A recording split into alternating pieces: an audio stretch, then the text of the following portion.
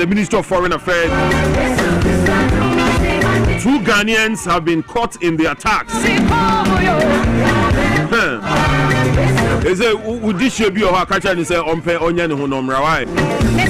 So in a statement from the Ministry of Foreign Affairs issued yesterday, the Ministry of Foreign Affairs has been informed by the relevant authorities in the United Arab Emirates that 2 Ghanaian nationals sustained injuries following a drone incident in the vicinity of Dubai International Airport earlier today, 11th of March 2026. The government of Ghana strongly condemns any act that endangers civilian lives and critical infrastructure. Such incidents pose serious risks to public safety and underscores the importance of ensuring the protection of civilians and vital international transport hubs. Ghana's ambassador in the United Arab Emirates has led a delegation of our embassy in Abu Dhabi and consulate in Dubai to visit the 2 injured Ghanaians in hospital. Their injuries are not critical and we expect full recovery soon. We therefore urge calm as we continue to extend consular assistance and collaborate closely with host authorities. The ministry is closely monitoring the situation and will continue to engage with the appropriate authorities as required. The government of Ghana expresses its concern over the incident and conveys its thoughts to the injured individuals and their families. The Ministry of Foreign Affairs reiterates the government of Ghana's commitment to the protection and welfare of Ghanaian citizens wherever they may be. The government is actively supporting ongoing consultations within the UN to pass a resolution seeking a cessation of the hostilities. Finally, the ministry is offering the necessary leadership and coordination with Ghana's diplomatic missions and will provide updates on the matter as and when the need arises. Government wishes to use this opportunity to reiterate its call for our nationals in the Gulf region to always exercise heightened vigilance and comply with directives from the Ghanaian embassies and local authorities. So this one was issued by the Ministry of Foreign Affairs. Enra ana omodibaye ebo obia kokoseye nyahwe yi ewosa eye entokwa ensem no eso. What you say?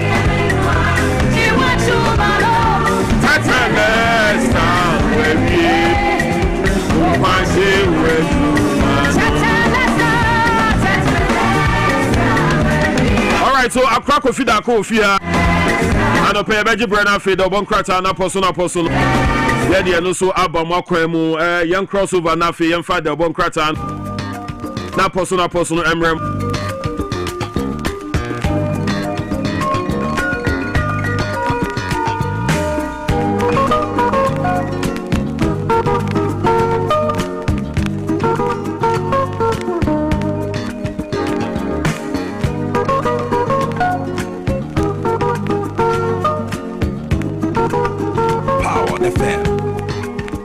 I'm sure on a empty and fussy. Imagine walking into a home where nobody ever pauses with what they are doing online. The girls are streaming the latest Netflix series.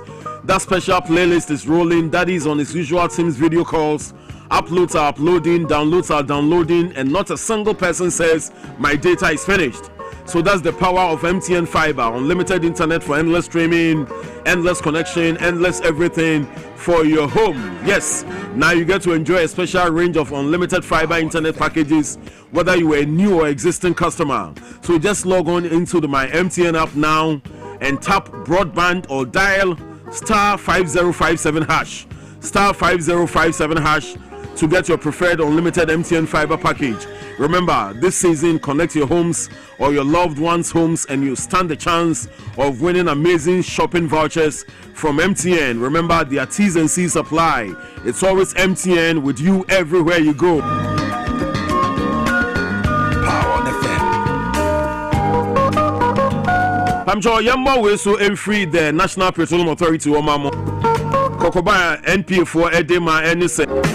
Muamode ahuhare eben mia tanker emuni atoni adem on the tanker no whether say air filled or empty mu bia na ehu enti menye wadwene say o tanker we de ahwe ni munti no we ye behwa ade ni wo kɔ no akotwa mfonyi de abech obi ansoma enti MP for say anka ncham say mu aya amode sa ahu pre eben ben mia tanker muni toni ade no say nenu akidie ya emuni to ofanko na nka mu de ahuhare mo kɔpɛ fango ni bi atwe so amukwa akotwa mfonyi ni why na ansoma It was say more for near Amanfo nyina akokɔ sɛ saa nneɛma no betumi adi wawu titru pa na ewusie ya epunu ɛwɔ saa mmea ahɔ no nyinaa no ebetumi adi wanya enti anum ayɛ ahwɛ yie na mo atwe mo ho afiri saa ɛyɛ mmea no ɛho ɔmse mema ɛyɛ mriti awa na wo ho pre wo sɛ wokɔpɛ fango kakra nti ɛnkɔba sɛ wokɔ akɔhwɛ wo nkwa ɛwɔ mu ɛduru saa brɛ na frɛ ɛyɛ trained professionals sɛ Ghana National Fire Service or better still the Ghana Police personnel no mumra saa biaye ho emehwe emayen and now betumi afred the National Petroleum Authority contact line on 0302 550380 0302 550380. Remember, your life is worth more than a gallon of fuel, okay? This Save a Life campaign is brought to you by the National Petroleum Authority. Save a life, save yours as well. Yes, man like Kasongo, Mr. Lovely, now it's a saying. Kwabena radio dumti. Good. And now you de me who you papa. Yeah, the radio say bibi aboko there. And what's the sound twice? Double twice. Double twice. Kwabena say Kasongo lifestyle. Who on the other TV so? And I own the other streets. That's right. Kwabena say Kasongo no ntina fago. And one no. America. And one no. And easy. And one no. Into the onu who can no. Who different. Who different. Yes, and one no. At times you need to protect your peace. Right.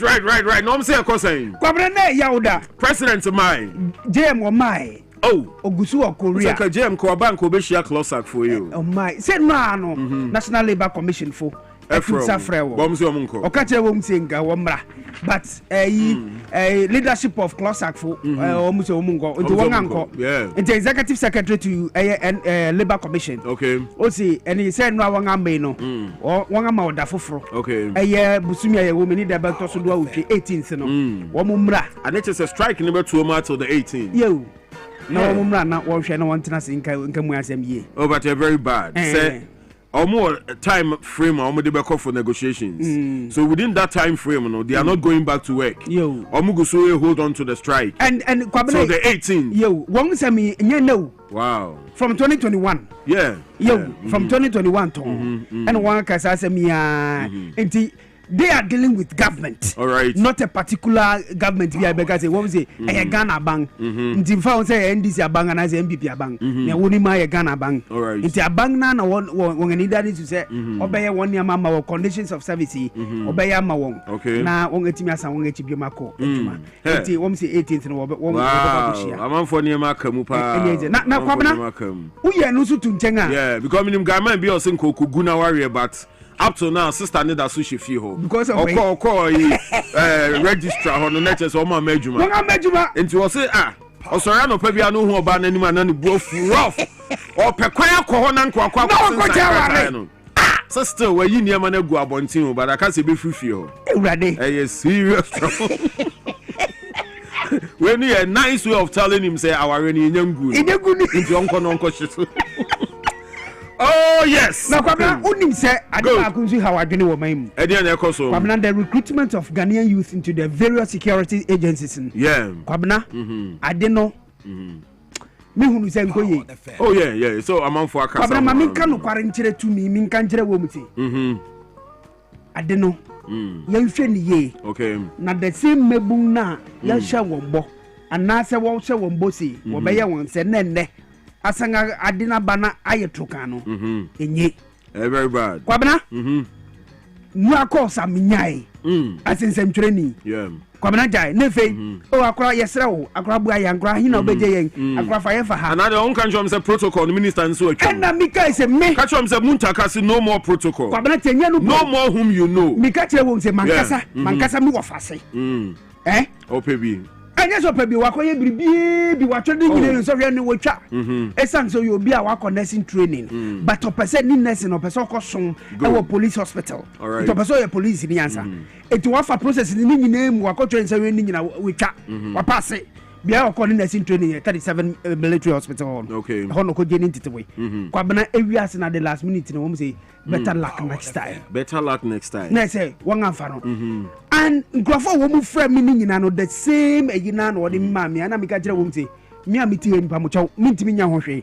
esan se mankasa so e bi edimi no ba wonim de nti asa challenges we it keeps going on because say ye jai security recruitment ni the security for na so omunya omuninim kombe fa so omubeye enya the right people for the services but so jama politicians no so obi amfa ni quota mra eno no omo ebe recruit omo no enya omo na security for ni hi omo no enti wa no and how sometimes ube hu obi a when you recruitment into the service, whether police, army, or fire, and immigration. Now you begin to wonder, so this height, this form, or a denya emurai. So, but you be na political protocol here.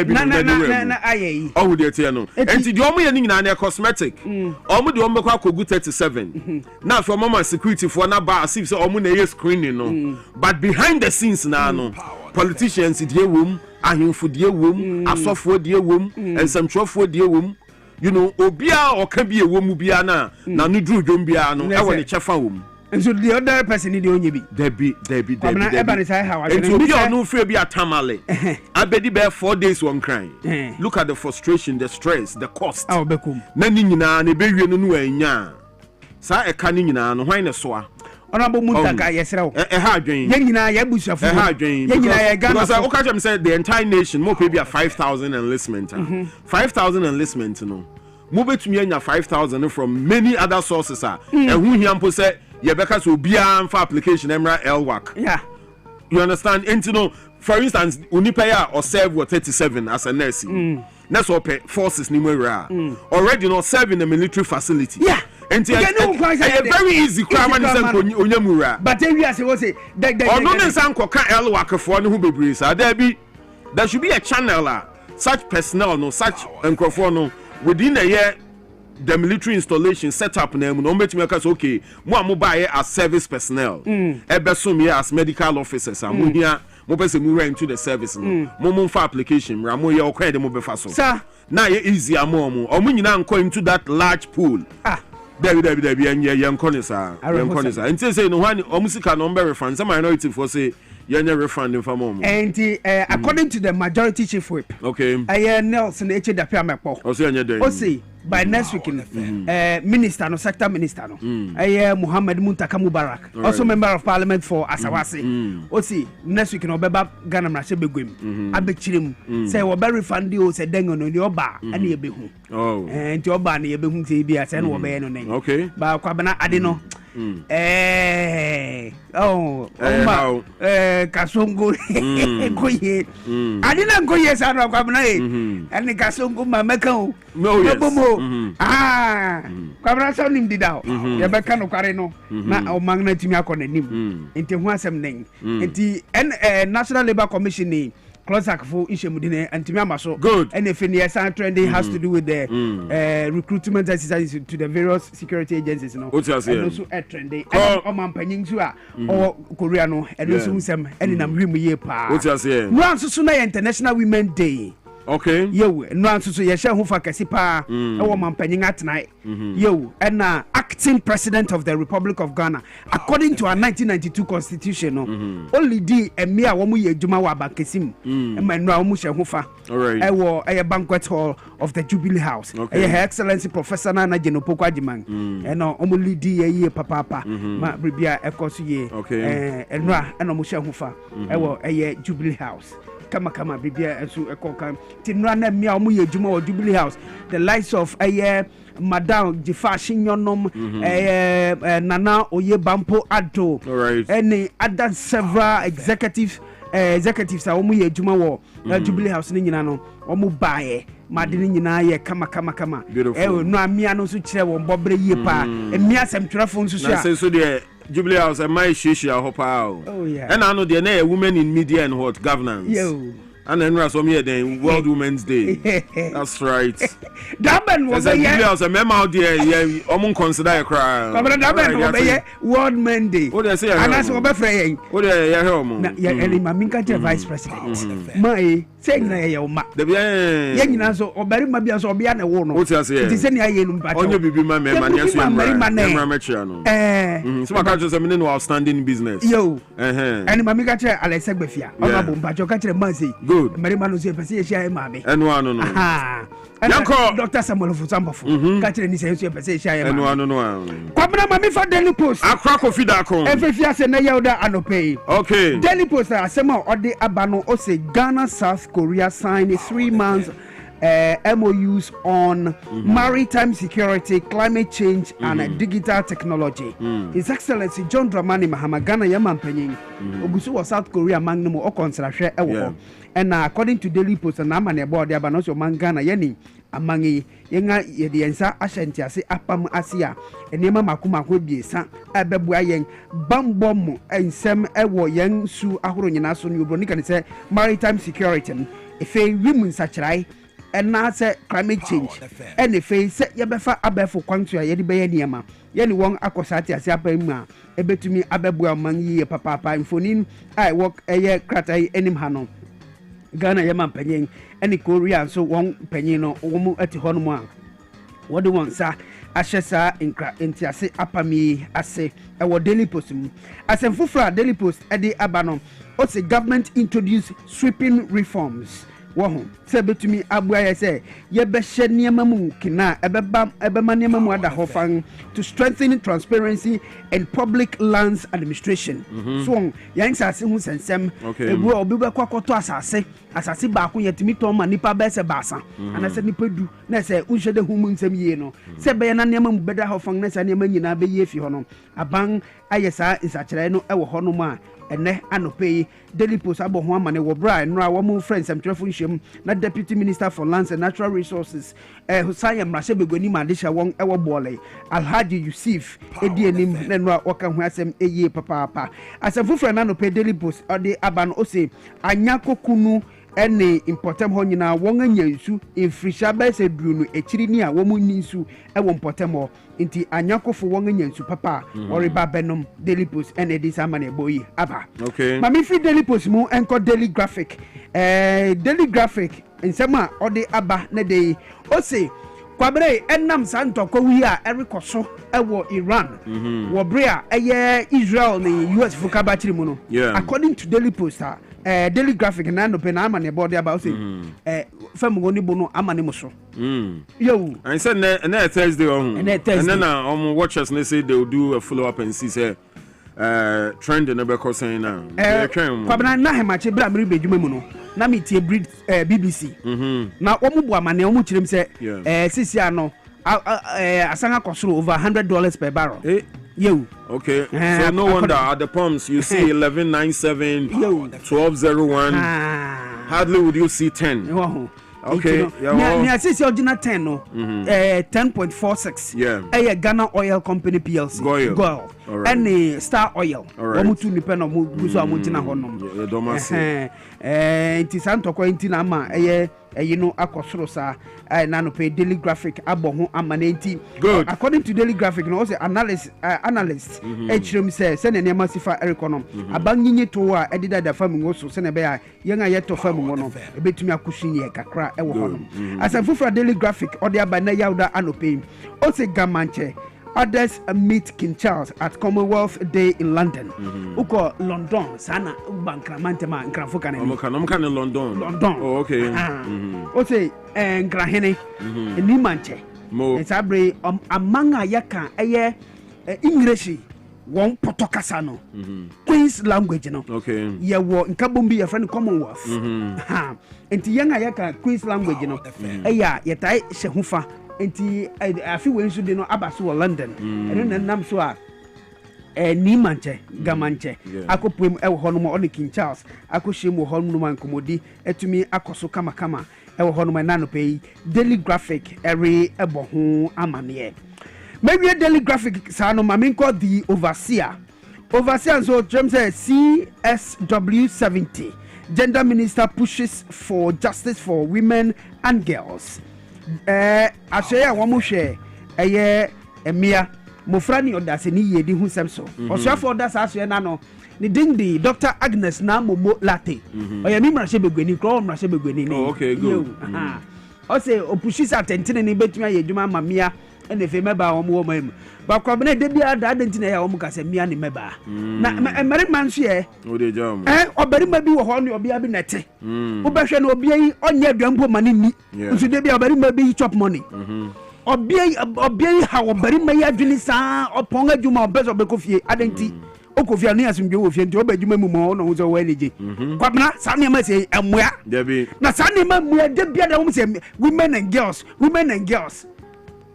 Enti wo mu hu se obi bia ko report bari ma bi da. Adenti na wo mu ye nsa. Marima bebre wo ho ye vulnerable. That's what say vulnerable.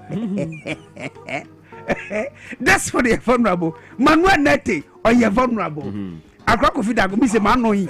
Ena heading keke unse manu sa ekiti manu na heading so me hu nyading etimi obi ti se Lydia double no ko share bi se wo bebro Lydia double aspiring national organizer deputy oyo obi anso so be ko deputy u sia no obi asi o tintin gram se na ko share bi ti se o share bi ti se Desmond na se Lydia be kunu so etino wo mu ka everybody be vulnerable. They be na me I vulnerable, me I vulnerable side no. And we papa inte oversee munke binsum Emma Marima. NPA assure public of adequate fuel supply amid global market uncertainty. National Petroleum Authority opanyi kwanjere for order won no chief executive officer. Lawyer ni Godwin Edugita Makro. Anwehemu se ma wode amaye nyina no wo say Neru koso Israel ne Iran funtem nyina akiri no arwahemu se wo betimi di amayen eni sei fa wo se enebo na koso ya benya fa mu e wo man mu na bibia koso yi e de amayen addressing the concerns of dang me huni ye papa e wo ha the oversent me amaye ye o chem se niema bia ekokoso ye e wo omama yemia anasa akwan hu sem ubehwe se obi wo ho yeyi akwan na kwan yenye ni ye pa ni tanse yenye ni tentem ifa maye no Ghana mampanyin abedi kire obenfu na na geno pokwa agiman aka kire yenyina ase yenya abotre kakra won yeyi su akwan yenya abotre na bangu sori yeyi akwan na maye Kwabena obeka ya bese busumi kakra ntem ning and a commander in chief of the Ghana Armed Forces His Excellency John Dramani Mahama okay say Omangi bedang a construction zone the next 2 years. And took Ghana for Nana Montem say 1 or 2 a year road construction every cocoso. And a Ghana from Biswari Case, I say, Jumana Futroni and Yamanema Hawakene. And I know that Nam Suntia, Her Excellency Professor Nanajin Pokwajiman. Oh, say yes, on him say construction Kosusana. Mofra me bani sebio yenga pomudin se timi to apeka kra de mo yenya botremfa ma bang ne sanze yen kroya yenti e na wori ye ya sa kwan no de ma entenche no obiwie sa kwan ni nyina na ya pomudin se timi akonkan Professor na Jeno Pokwajiman Vice President of the Republic of Ghana de semitugwa nra wo bra eye ni srahwe djuma yen srahwe odiko pie mu waso ya omuhwa kwan na fi akwanti pon hu nsem Ministry of Roads and Highways oni ye nyina kohia enra na yekoy na on the sector minister Kwame Agboja Galvez and ni mpanyefo ekotwetwe nkomo no wahwe kwan a betumi afaso na anyonkufa eda vice president ni office and efe ministries ahoro no betumi ahye mukina wako other ministries no na enra edru we Ministry of Roads and Highways one denusia or this answer me ekotu gwa ewo overseer ene na no pay wabo ho amane Kwabena tell maminko chronicle mo yes lovely also paramount chief probes land guards activities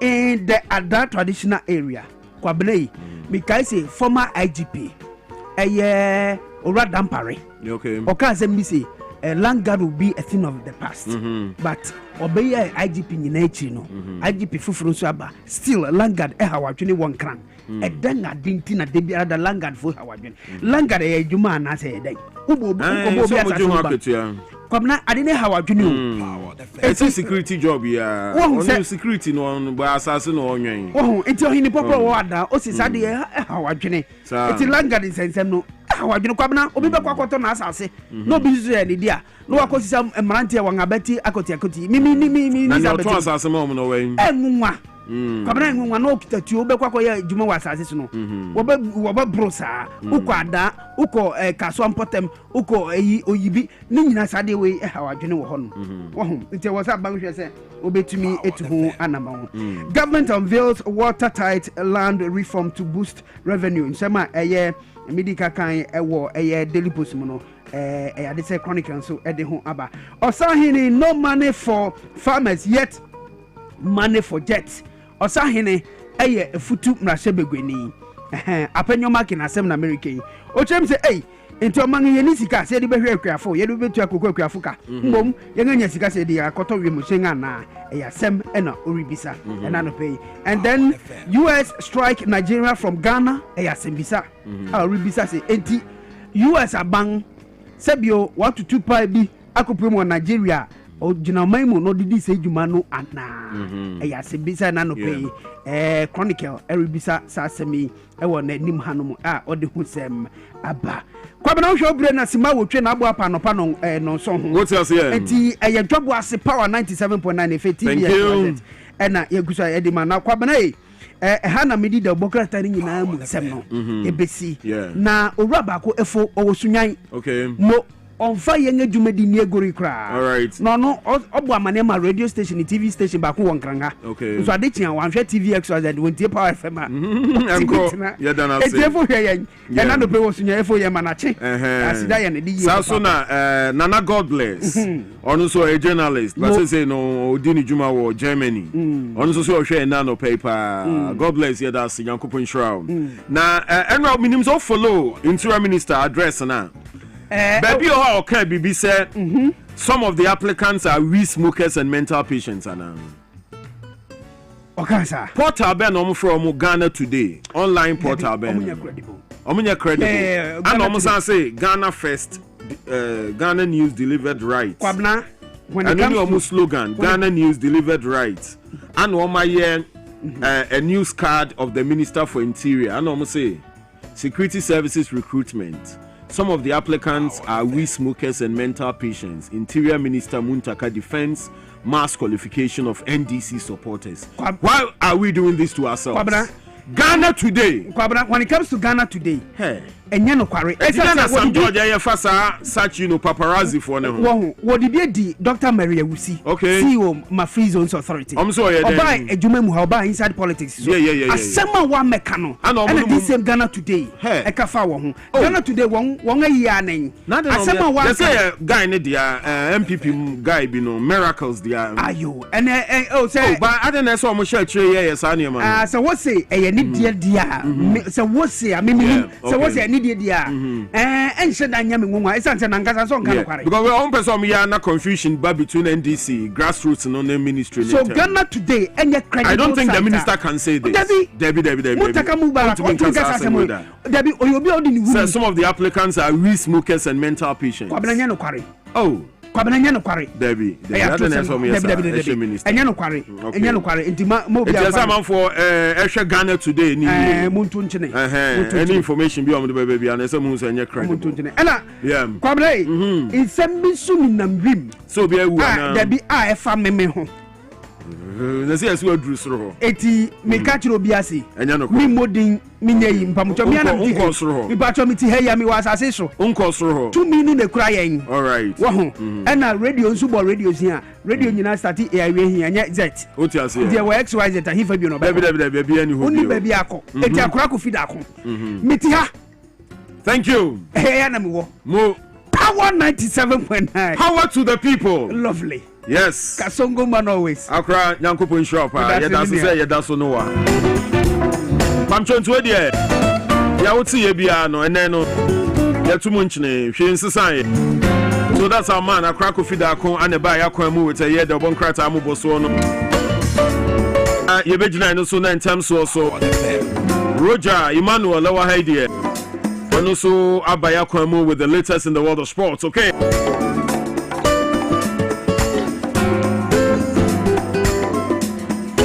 Right, Roger, now it's time to pay. Don't. Good. No, we are set. Fine. I will be okay. And I'm in Comra. I will be okay. Musa say chairman ebo shake kaka. Camera operators in. Oh, so yes settings no be right. Bibia okay. That's nice. Me that's your. Enra Musa me neighbors ni dede wo fie na me wo na chi ho. Na te say Chelsea na ne ho atire no. Sa na na ekoso. All right. Na Chelsea ni city nyina ho atire. Entina amafo ni age. Just at 9 p.m. na Musa boys ni dede on the next house on na say game. Enra de Chelsea for diamia pa nye yi. If you ba komu nipo na chentokwa arguments ba. Chelsea no. Na den. What's Ghana ha na mani abere wo mo ho abrochiri sa. So see Chelsea. Just Chelsea fans of base of Ghana. We say that Newcastle ni Barca say. What go? Na te say na ye dia tuma ma. And say me na Musa boys ni gina sports parts ni ade na o ma bodom pimo ha na sa na. Chelsea. Ti mo obi o ma bo awie na bi mu ba na o mu sun ba e. Na te say o mo a. Chelsea o mu bet na to afa nche. Yegu o munti obi a operate e bia DSTV center bia no o bompa e se de bia Chelsea baby ni ma go from the mo go o ba ba ho I see we say ya o ma edi ka akwa je anum o ha return league obi anko All right, so Roger Emmanuel is seated. Roger, I don't play Yanko.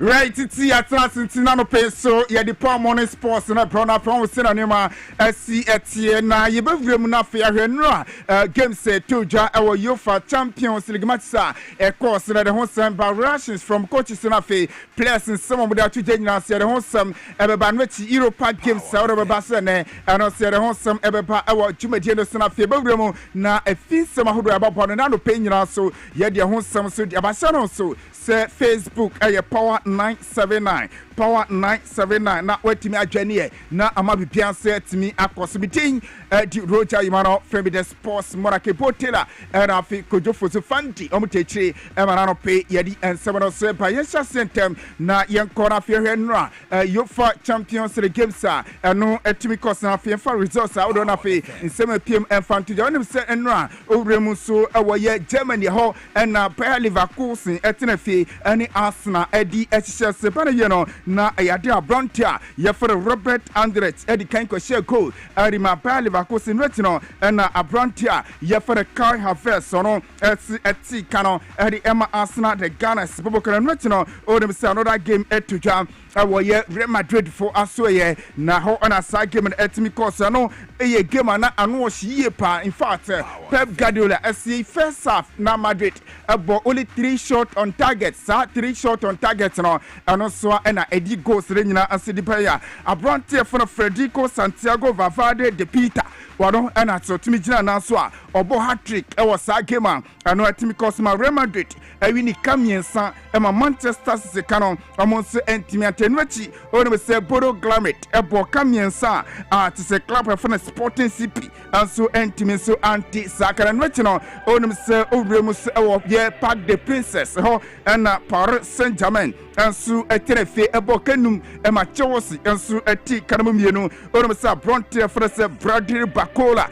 ono na enya first goal Eddie Emma Paris Saint-Germain Pobokran Retino and a Brontia Yefrese Mansue Osman Dembele on us enya second goal Eddie Emma Klawa Yefrese Paris Saint-Germain afi third goal no and also a Brontia Yefre Victor Ayem Machado Ferreira Dodona for the Ventina wano and so enya third goal no and a Brontia for the Karascori ono ebe second half ebe 2 goals e boy ma Paris Saint-Germain ewi ne kanum a Chelsea and so eti kanamu mienu na omo muti goals no mienu arima Chelsea ya Bronte for the Malo Gusto ono enya goal arima Chelsea na fe a Bronte ya for se ya Fernandes ono so etimi nya gonti a Bronte for Enzo ya Jeremiah Fernandes ono so na enya second goal arima Chelsea sini nyire chiro na se Chelsea ekodi ntwa na se na uchi ebesimi no return leg no se betimi su abaso na bipia se timi ayekama na manager Erima Real Madrid bobokono eye opene fana se Avaro Aberoa and odin sebakra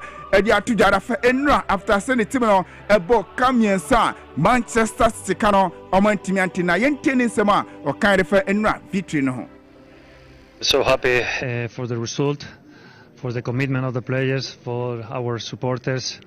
We knew that this difficult was going to be really difficult, but we beat Manchester City, so we need to rest and think in the next game, but it's not over. Well, maybe yes. I know that we have a lot of injuries and important players that they were not here tonight, but the commitment of the players, the work that they have done tonight, how they fight, how they run, how they help each other. So I am so proud of my players, but like I say, it's not over. We need to carry on and fight in Manchester. Okay, see, I know you're some viral I manager Edima Real Madrid, Ninsamo no City Tuja. Now, on say Jude Bellingham, Edia Tuja say, and Radia. Now, we're shocked for Monsieur Sakarma Real Madrid, name of Freddie Vavant.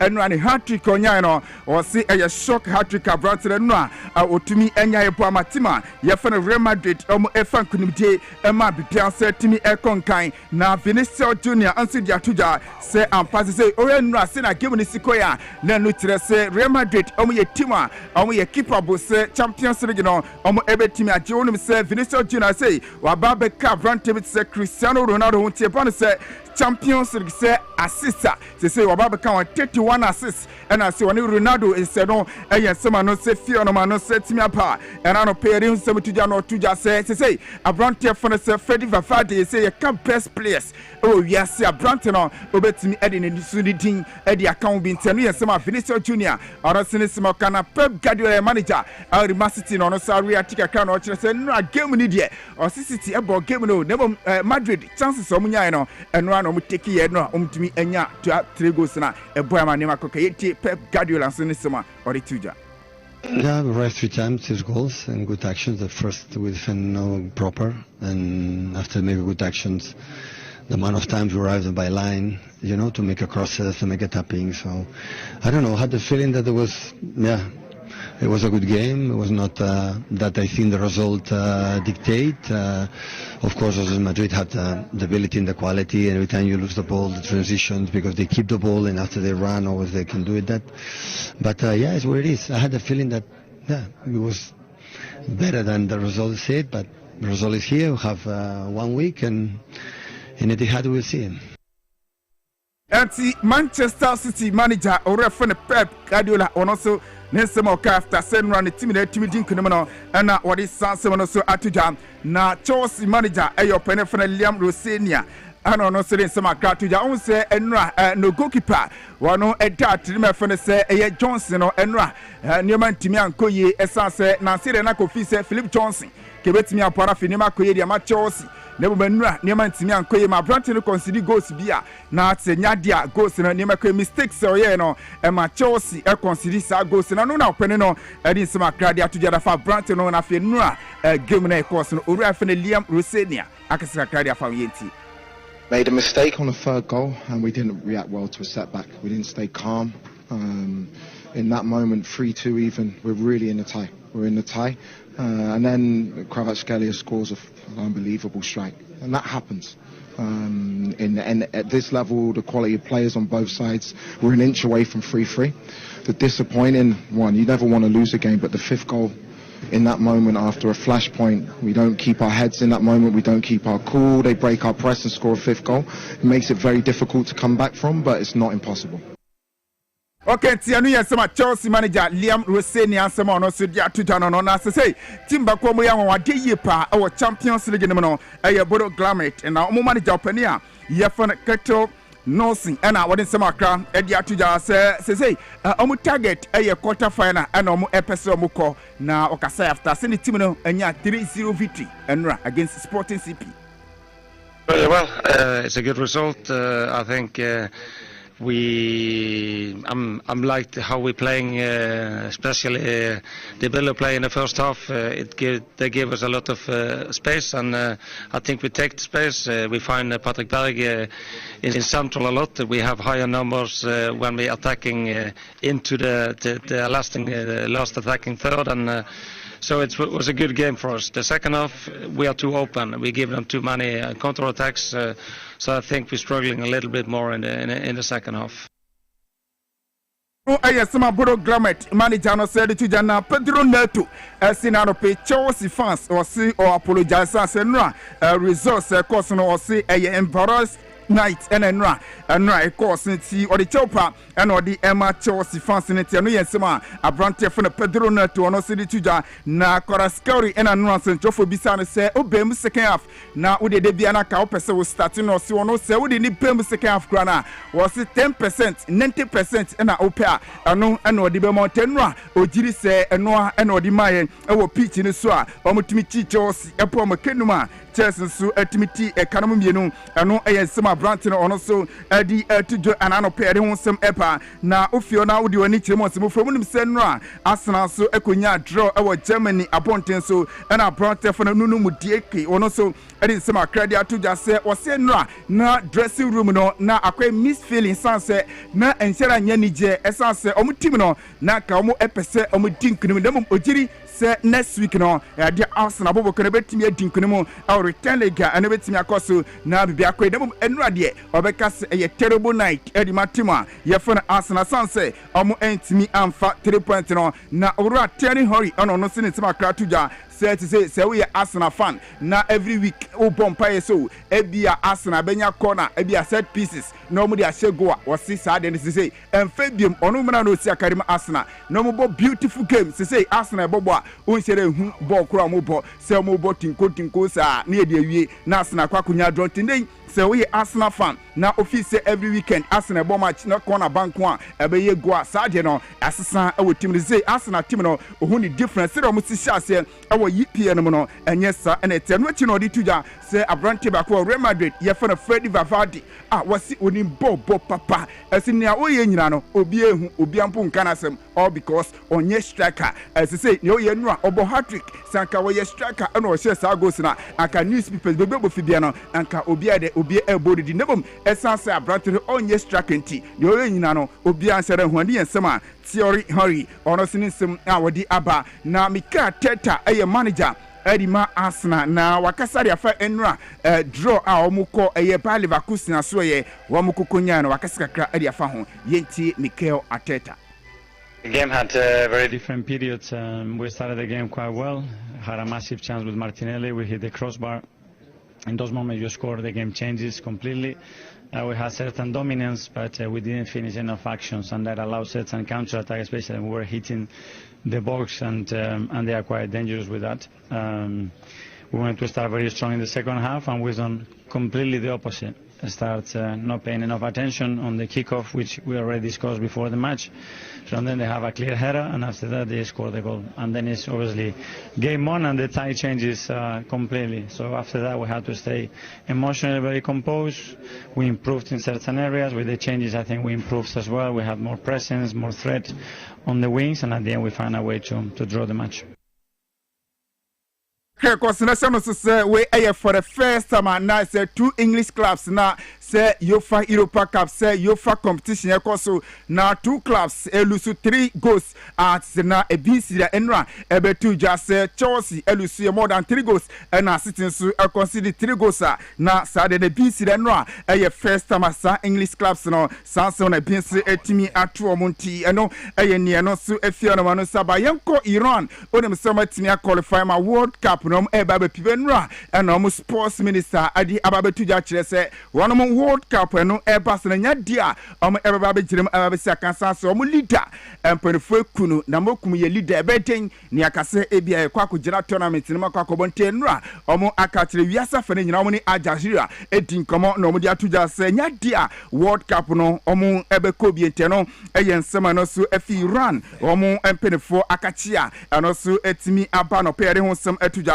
Onem say Mexico one of the countries almost in a host World Cup ni bi na no anababetu just say okomo asoya womu abrante bakwa ne modibo so ni papa ya follow Luis Angel Malagon ne abotu jana say Kwabena na wakwakonya Achilles injury na sa injury wakwakonya no World Cup no ontumi enkobi enam so ema pedefo atomsa edefa opania wadi 40 years ya follow say Guillermo Ochoa no abrante pedefo atomsa afrese omelu presi no na bi pentimi koka okowe a we ne 6 World Cup a wono so no eba ba konti no reporter ana se fie no eba na FIFA ati committee bi amu nhwehwemu kire se nsentwofo bi wo wiase afane nyina du ba bi a na clubs ne bi na fe player agent no mu eliki clubs no any players no mu document no mo contractor o ma sana sa document ya no mu ta liki ma nsentwofo o mu sa hwehwemu ne se ba betuja se we agent we player agent we club official bi na bia wa liki document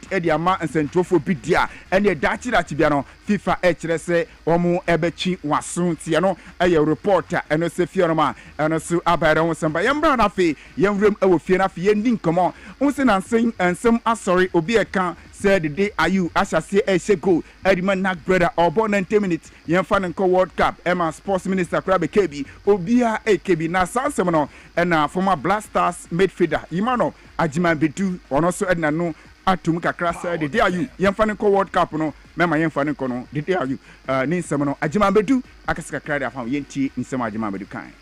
Normally, it depends on the coach, his philosophy, his ideas, and the kind of players he needs in the World Cup.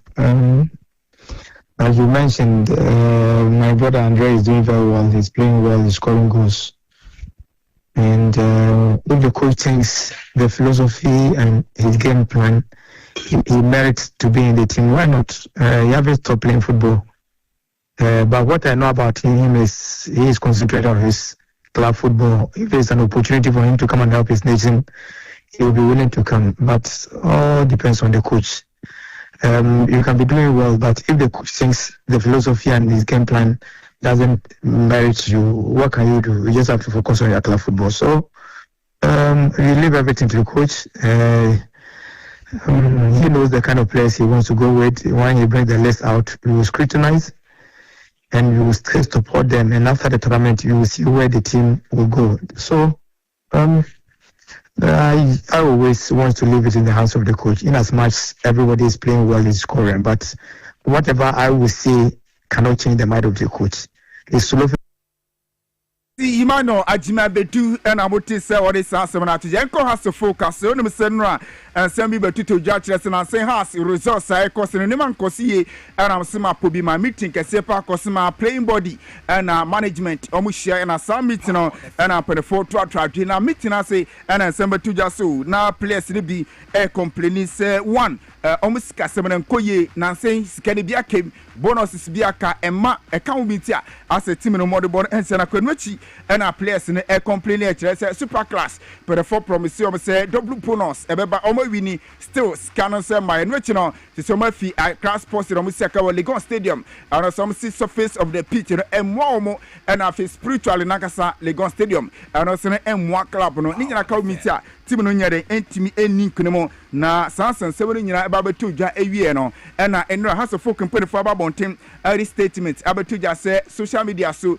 na traditional media dodo na report sansan sem no say omuko mitiro nioma say the see ebi kra na players ni nye happy eno na has mpani for the statement ababonti kire say sansan sem e course nyina no nukura ba kokore nim na omatena sede yen say centrophobia ase bi no ma bomitirimpo eno ma sede bia no omde ometro nsem insurance fata emfa club no na pere atuja say wunim na ebia wo media house and say we obi na omuchiu na office we di house team no enim ebetutu from dia ene pere for kire say wo de nyadia omo ede ho ebeche okra na ebe bia awose omo de ukobia no omo de ebeko ombema mra no enso atimi aye adwuma eno eye nsema fi house folk omo penifo asoya no se aba na no pay yere ahosem eba yenko division 1 onim say division 1 league no na zone 3 course no onim say true democracy omoni positive ekokosi akan na sa match ni ntokosi emabi mu prapra ya ema pedefo game no ntimi ama na wie empedefo kan say game no ensa so emra so biom enura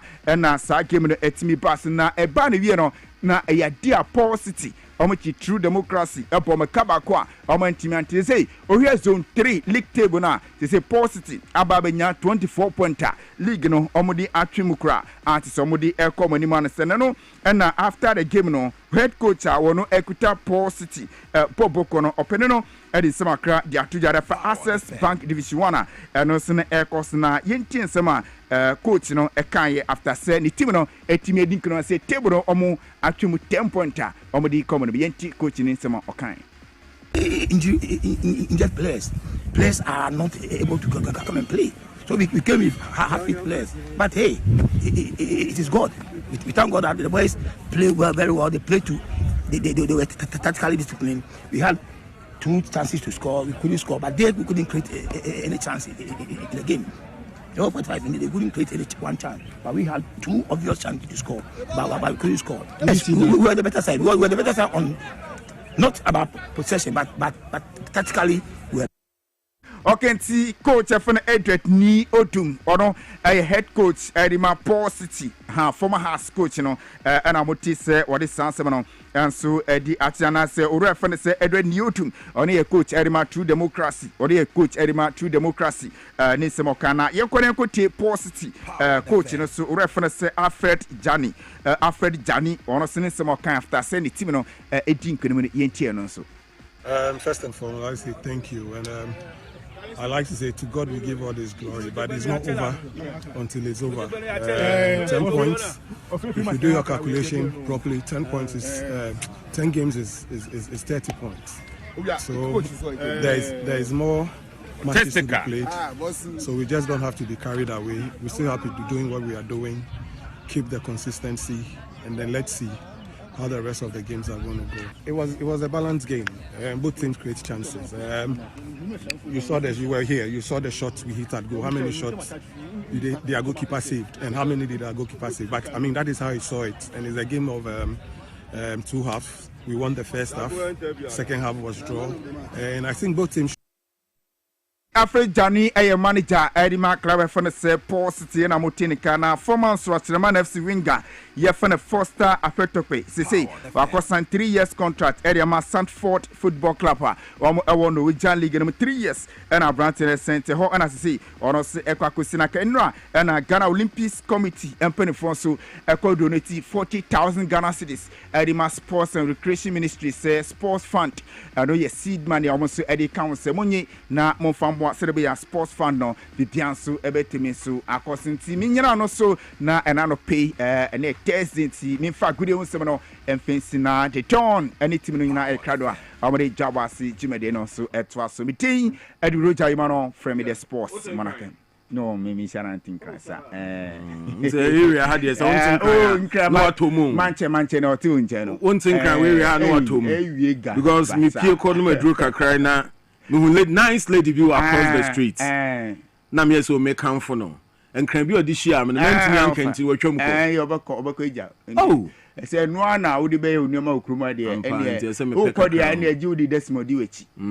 Odi desmo. Be say me ka say bia bra me ka ne sen. Na me say maka say me too. Babie say babie na. Babie masa won na wo ka no. Babie no te ase. Di ni obi di watem a obeti de. Ha ne meti. Okay. So I say ha o kakra ne de. And you meti. Nti me ba na wo ka me ho ase meti ni nyina. Eno no de. Lady na twamu ko. Nti na e kwa fa desmo de. Ene mepe enkran be 4 bi. E china mesa akudina de se. Ron siade. Pow. All right,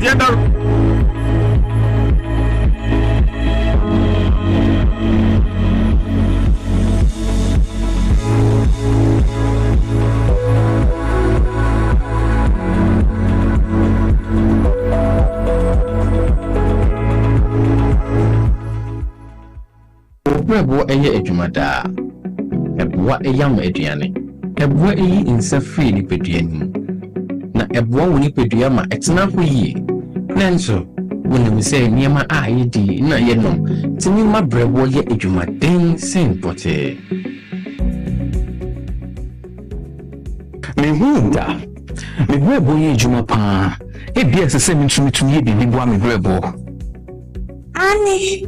And wanting about the left feet from the Moses Clinic, we have our center about herbal food supplements. We see to pan the barber, ama a year jumayi. Fatopa yenu, and no pani anymore. Now a broma berbo ye jumayi, send a beya, a bit me yam a jania woody, a sissy ni pejanimo, a new moving see. And no, I'm a brabo Obenya Left Kid or pharmacy, herbal shops, no supermarkets are a bell. Sawopa do so to a 0244 068447. Lift kit. Wow, bread war. Wow, nipedia. Edroy enye mapemfo. Ema omomanfo. Ne mmofo a wonya mfie dumie. FDA agi dwedie krato yi atum.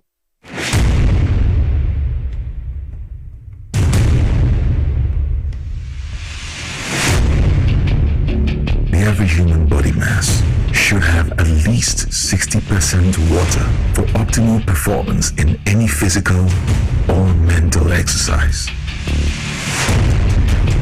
We can help you maintain it naturally.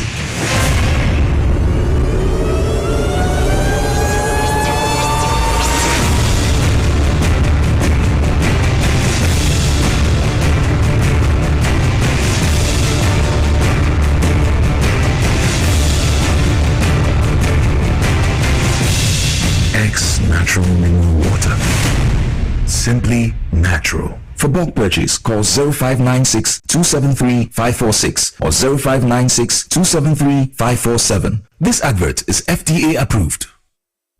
Na ede na ya obayi a oda former son yefunu emunumuni. Oh, Mr. Entry, also yare ya titi be ben fie pi nanso ne yam nyono da se me chew no ahodo amato a me hunu hwe a ebe ya nwanwa. Menyi ni se what ulcer tamfo Hexa capsules any Hexa mixture yanum bom kotia ulcer no bia ma no anom anka ne ho to no dadaada ulcer dro de eno ne Hexa capsules any Hexa mixture ankom ni nchiremu ulcer yekura eto yefunu ene ensunumu etuma wo yefunu ekeka wa wogye wo ho a enyi ulcer etumi ema wo ye cheko ebra wadidi awie so how eye ulcer de a compare Hexa capsules any Hexa mixture nanum bom na ho ebeto predudu etu a ko okanshi drug lane Kumasi Dani Herbal Takradi AA Mensa Anafre 02038228855 Apefo abatanya wama won mofra no fo ene mofra woni mfie dumienu enka ho Hexa capsules ene ne mixture Asatamfo edie age edwadie nkrato yi atom. Hey unia uni release ni ana kay gam ebiti no was me new release me kan no asesi fitamu ho no na Tabotech Garages Limited akofa besiesi amana aye nitia obi asa ye ka amunu no accident car no na Tabotech Garages Limited amana se gina ne naso sa no mesi wo akofa broni fita engineer efra brochiraba ene wo check cars no na wo hunu ba bia Ford krowo ene ho spare parts so wo de hyehyɛ Afenesi road enso ho charges kakra bi o Tabotech Garages Limited wo ye general servicing ebini engine overhauling, engine tuning, oven spraying, general electrical works, air condition installation work, BMU, upholstery, gearbox, make a day. Tabotech Garages Limited. Apart from sir, car that wotimi ato, and now Toma Wono, was sign importation of cars, and who spare pass, if la butreba, Wokoto Kamawa, and free. Ace, also what you call Tabotech Garages Limited, our La Paz Malam Road, after Baya traffic light, wah. Bibiania for 0206 48 17 and 3. And 0542 96 1111. Website tabotechghana.com. Tabotech Garages Limited. Hey, Kaya will be a Benyani. Tabotech Garages Limited. Your car beauty and the power boosters. When nations rise, it begins with bold conversations. When economies grow, it is driven by partnership. This April, Ghana's business and policy leaders converge at the Pro Business Forum 2026, the nation's premier platform for investment, enterprise, and economic transformation. With special guest of honor, His Excellency President John Dramani Mahama, joining captains of industry, financial institutions, investors, and entrepreneurs. The Pro Business Forum is more than just an event. It is a call to action. And so let us work together to build a Ghana that is competitive, productive, and inclusive, and a Ghana that creates opportunities for all. Come, let's engage in high-level dialogue, explore industry exhibitions, build powerful networks, and unlock real opportunities from finance and insurance to manufacturing, agribusiness, SMEs, and innovation. This is where it all happens. From the 3rd to the 5th of April, 2026, at the Crew Convention Center, ATBA, go to www.crewbusinessforum.com and register now. To register for exhibitions, call 059 555 5885 or 059 555 5995. Pro Business Forum. Connect, promote, grow.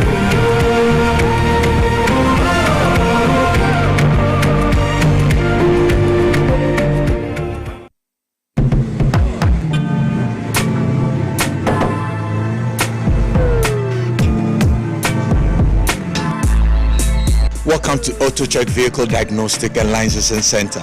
I hear my car can be checked here without going to Accra. Sure.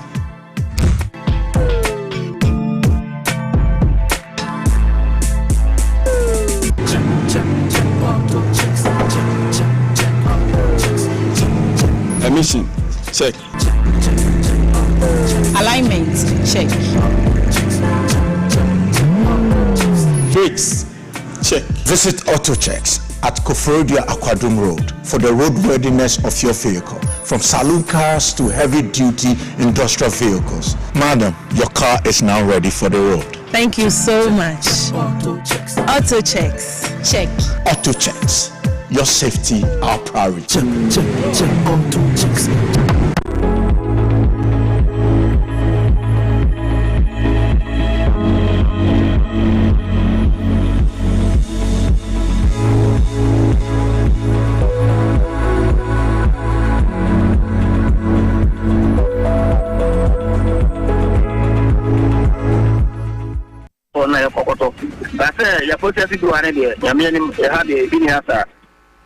Do I do chocolate down? Oh, and now all right, welcome back. 7:45. Anopaya Dwabo Ase. Mua Moshe live on TV XYZ. Yes, we say the more you know, the less you worry. Musu Amutie live on Power FM 97.9. We say power to the people. Ora Sam Jerome Ekasama the Cocoa Board, Ghana Cocoa Board. Now, head of public affairs.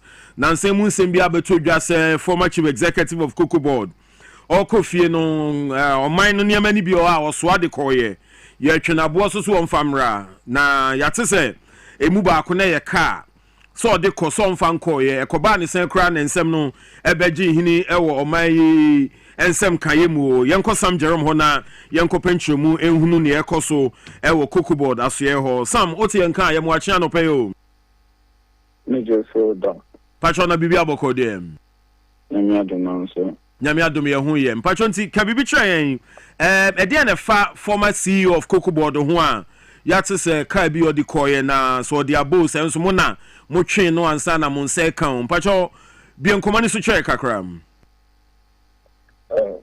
minya ma mincha na mincha eye tifo etie ne anapanya ne chichiri ne akukwakiafo na nia ewu mu enene se se oba besom eye Cocoa Board as chief executive as part of say wojuma no ebeye mre kakra de amawo no eya na ye mawo ahyen emoni ade a udidi eye ujuma na ahyen no udidi ujuma na se uwia se opa enam se ya ahyen a we use for ebebebre ntino se opa utumi eden etro se o ehyen we die ebia many eden etro na watcher into ultra na management and so I responded say omobeya into more respond na fide ya share a boa etiewo market nimu any baby akwakodru na ya share na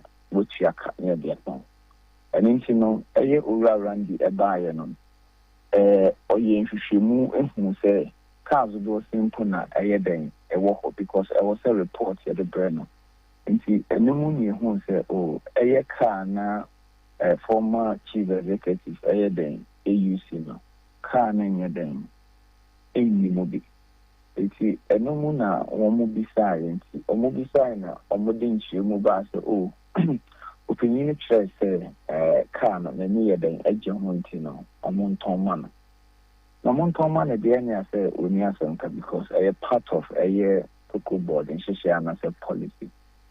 Now so quite nim kakano and not say that be mama yen hwehwe mu ni yen because obiaka nyanka sounds no be say ni hinkrata any dance bi na mo chine bi you say a dancing tin ku aboso nkunsu ani ayeden na yehia intino onye hwehwe mu no hu say that bi sana opinion na ayeden anchre krata bia amfamba opinion anchre krata abani kukuke ne japade abedi ho afe ba ko bosumi mienu nje ba ne sen ntino saade a any yebema BNI for anase NI before I nhwehwemu amihu say ebia opinion ekire na yen na afaye ni so nti enko ban nyina no opinion say ade a me de car na yede me de car no eba ade a wo senka wa to de anase wonam na kwan so de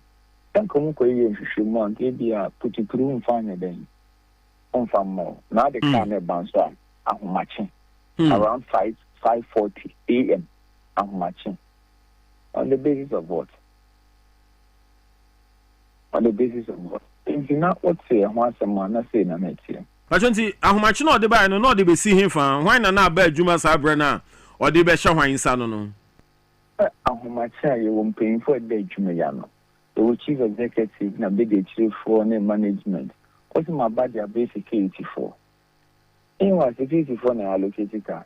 They will not say if you know the car never cry, you need to make entries, documentations in here. They go through a process. So the best yours are qua. Send you not a new pay on no and yes, I mean to make us say because ideally a Benjamin started 18 is a Benjamin in a chance. I'm paying for Benjamin. Nti then na since I went to Nyanchen, the papa mo say be am no watwe. Me the car na ye den, me de ba. Me mum no, e ya matching 5:30 or 5:40. Agenda na keche. But when so nche say BNI for I den, e je omo hwehwe mu. We was better for say kokofo bi ade na o de kona say ipo no huna ka tuwa mi ajewade a eno no nkyereze yentumi yede yentumi nhwehwemu so yeah into nhwehwemu ne de ayade a eyeden ekoso as to then the see yenti a wamwo twika no afe baako ene bosumi mienu a afe na wo se media ayeden e baba be fi ho na think I say no mo ye me bianka ye adwuma dikoko bodan ye sentima ton o chinyam so almost me turn down the my baby some years what the I feel them there. I mean it's not done like that. Na Pacho say no car no finally about to Cocoa Board Monsa Abeka Monsa no. Car me there aba beka yes sir. Aba beka yes sir. But I no nche say bia aba beka en say si ho a bia na for be gina so dia ye nhwehwemu. But emra dodo na edi wo ne ho ansa na mo yesa nhwehwemu ama mo akwakoje no eno so no the how be buy na is there a penalty to be paid for that delay how they buy and say can say ura randiabi ono angasa woka kamiji so the Uber na trotro na be kwajuma because that car is where we chief executive e de kwajuma no and no opinion there then at the coy, but just what I said. Yes, sir. At the coy, in the or walk car, and I just the Uber and trotro, not the idea, not the aquajuma, because a opinion econo or the car na coy. Now, Pajonti, and non quane cocoa board the Japadia, Ebia coding system one ira more share. Oh, yeah, fun in terms of a cocoa board there. And your mind is see a cocoa board. Ya can be brave no I won't say young bien say ya be can be baba tuja so no ya did baba tuja na ye wi a aye adwumaku a aye nhwehwemu coffee no na o mo nso aye den aye nhwehwemu and I think say enomo na aye den ekoso but you a lot of enyoma aye sitasem ho enyema money ade a aye abaimu penyifo aye agencies no aye den aye mu nhwehwemu pa but car na there it is one of several nyoma aye den one of several nyoma akoso. Oh I see enti nei no come etefo nyina ebuato myam se car na ba be di Cocoa Board nsa but nhwehwemu wo ho a ese mokoso ye oh na mi ya say one oyire te ho na obi ba be fa sebe oye ne kono de ne ba obeje oye ne krampa o de ne be ko hospital ko yen hwehwemu anamba yeah no ano ne kwan so ano no yeah I say you be here boko hansana engine no the fact that they can be one and you so and justifications be anye then be uncourse so and be uncourse. I say in some pankani or could be a Bible, not their could preaching uncle for assessor. The first uncle for assessor meant when you Bible, no, yeah. So no. It is. You should be a issue mono backward into no. A issue money, yeah. The outcome of the investigation and the next line of action. Yeah, ye hono minim se we no so enkomobia anenchemubia opese odi makoko akuafo no mo boto mo yem ewo moni wo nkitadie ne ho am. Oh, minia nkita udie ne say. Good. And adie bia wo kuku body bia wo kue ni no. So I say. Adie bia wo kuku body bia no. Then wo kue ni no. And something say I say yeah, for the ma kuku kue ni no. And then ya ban. So no. And ya ban. Into no ya ka e dey ache won ni say ye be hwa ye djuma yi said ye be ya adie bia wo won bia no. E be tunya den abon ho ban. But in prim for there you hear yen kase pa cry so kuku kue ni no. You die ni na sitting be den. E be ye. No ka say enra me bo amane mpo se bia ma bedu akra. But enra me te hwa na ututu ya san ka cho say that be. Or say money kuku ya focus ya wo. Eastern region. Board chairman and Kasam, so den. Edi, Enimu. See, you know, so no. Chief executive, and so a war baby for on also den. Edi Juma. You know, Tiziano, I'm telling you, creating a home torn one. Wow, what you go board no. And now they are also there. Hobeto. I see. All right, anope bedo masene mo ahofama ne akomapa musumo nya se mo de bua na matoto ne emayi amakoko akuafo enya homfaso migire se bibi fufu si a obeyi asotwe na afi ye de ato oman nanim anope na wase sam nsume da se pa minia but adeba ko amedi tigami ni se yeah ye be se ye akuafo no ne Ghana fo nya na chocolate ne de omaye den oma pedie di ta nanso yeah Only the cocoa board. You chocolate, you koto. No mom you chocolate, no. I know cocoa board. Yeah, I know. Yeah. I want to do one thing. I na to move one sister. Chocolate, yeah. A year cocoa board. But I knew you were my cocoa fra. You're from CPC. Good. Cookie processing company. Any other companies or more chocolate. It is the MCTVR. I just say, oh yeah, then. Okoto. Okoto eye edi ba ni nyina mu no chief executive we buy no nyawaye na agene ne say abidia no a obekọ akosere kuafo no at least o chocolate ni bi o tobi na o de ayeden o de akọ e de akọ won say de be ya omo so be hunu eye kokoo no a omo do no eniyema bi mu ayetimi eden e de. Beautiful. I think it's a good move. My enda Sam Jerome Ase or a PRO, Emma Cocoa Board. But Honorable Alexander Kwesi Akwade was saying. Yeah, now where? Nam can also person react to a Cocoa Board PRO in some Libya now. Oh, Jerome Bichiano, I'm the blue woman, Yabrepa, Nelson Biobekabia, even though he might mean well intentioned, and they say, I was over church and 7 months for the asset as heavy. Near the air canyon, mountain some liberty, but the air canyon, I say, Cocoon 7 Baba from the idea. A Quiafonu Jasua, which did say, a yellow so, a big guy almost soon. It's answer, yeah, then, yeah, Cocoa for the door, no, and Bama, yes, is your madam. And Tibra, it is in the about Bosch and Yadia. What she said, to say, was a mama come top Yama Makuman Tom Yamadia, begin to move from a bit to be a bomb.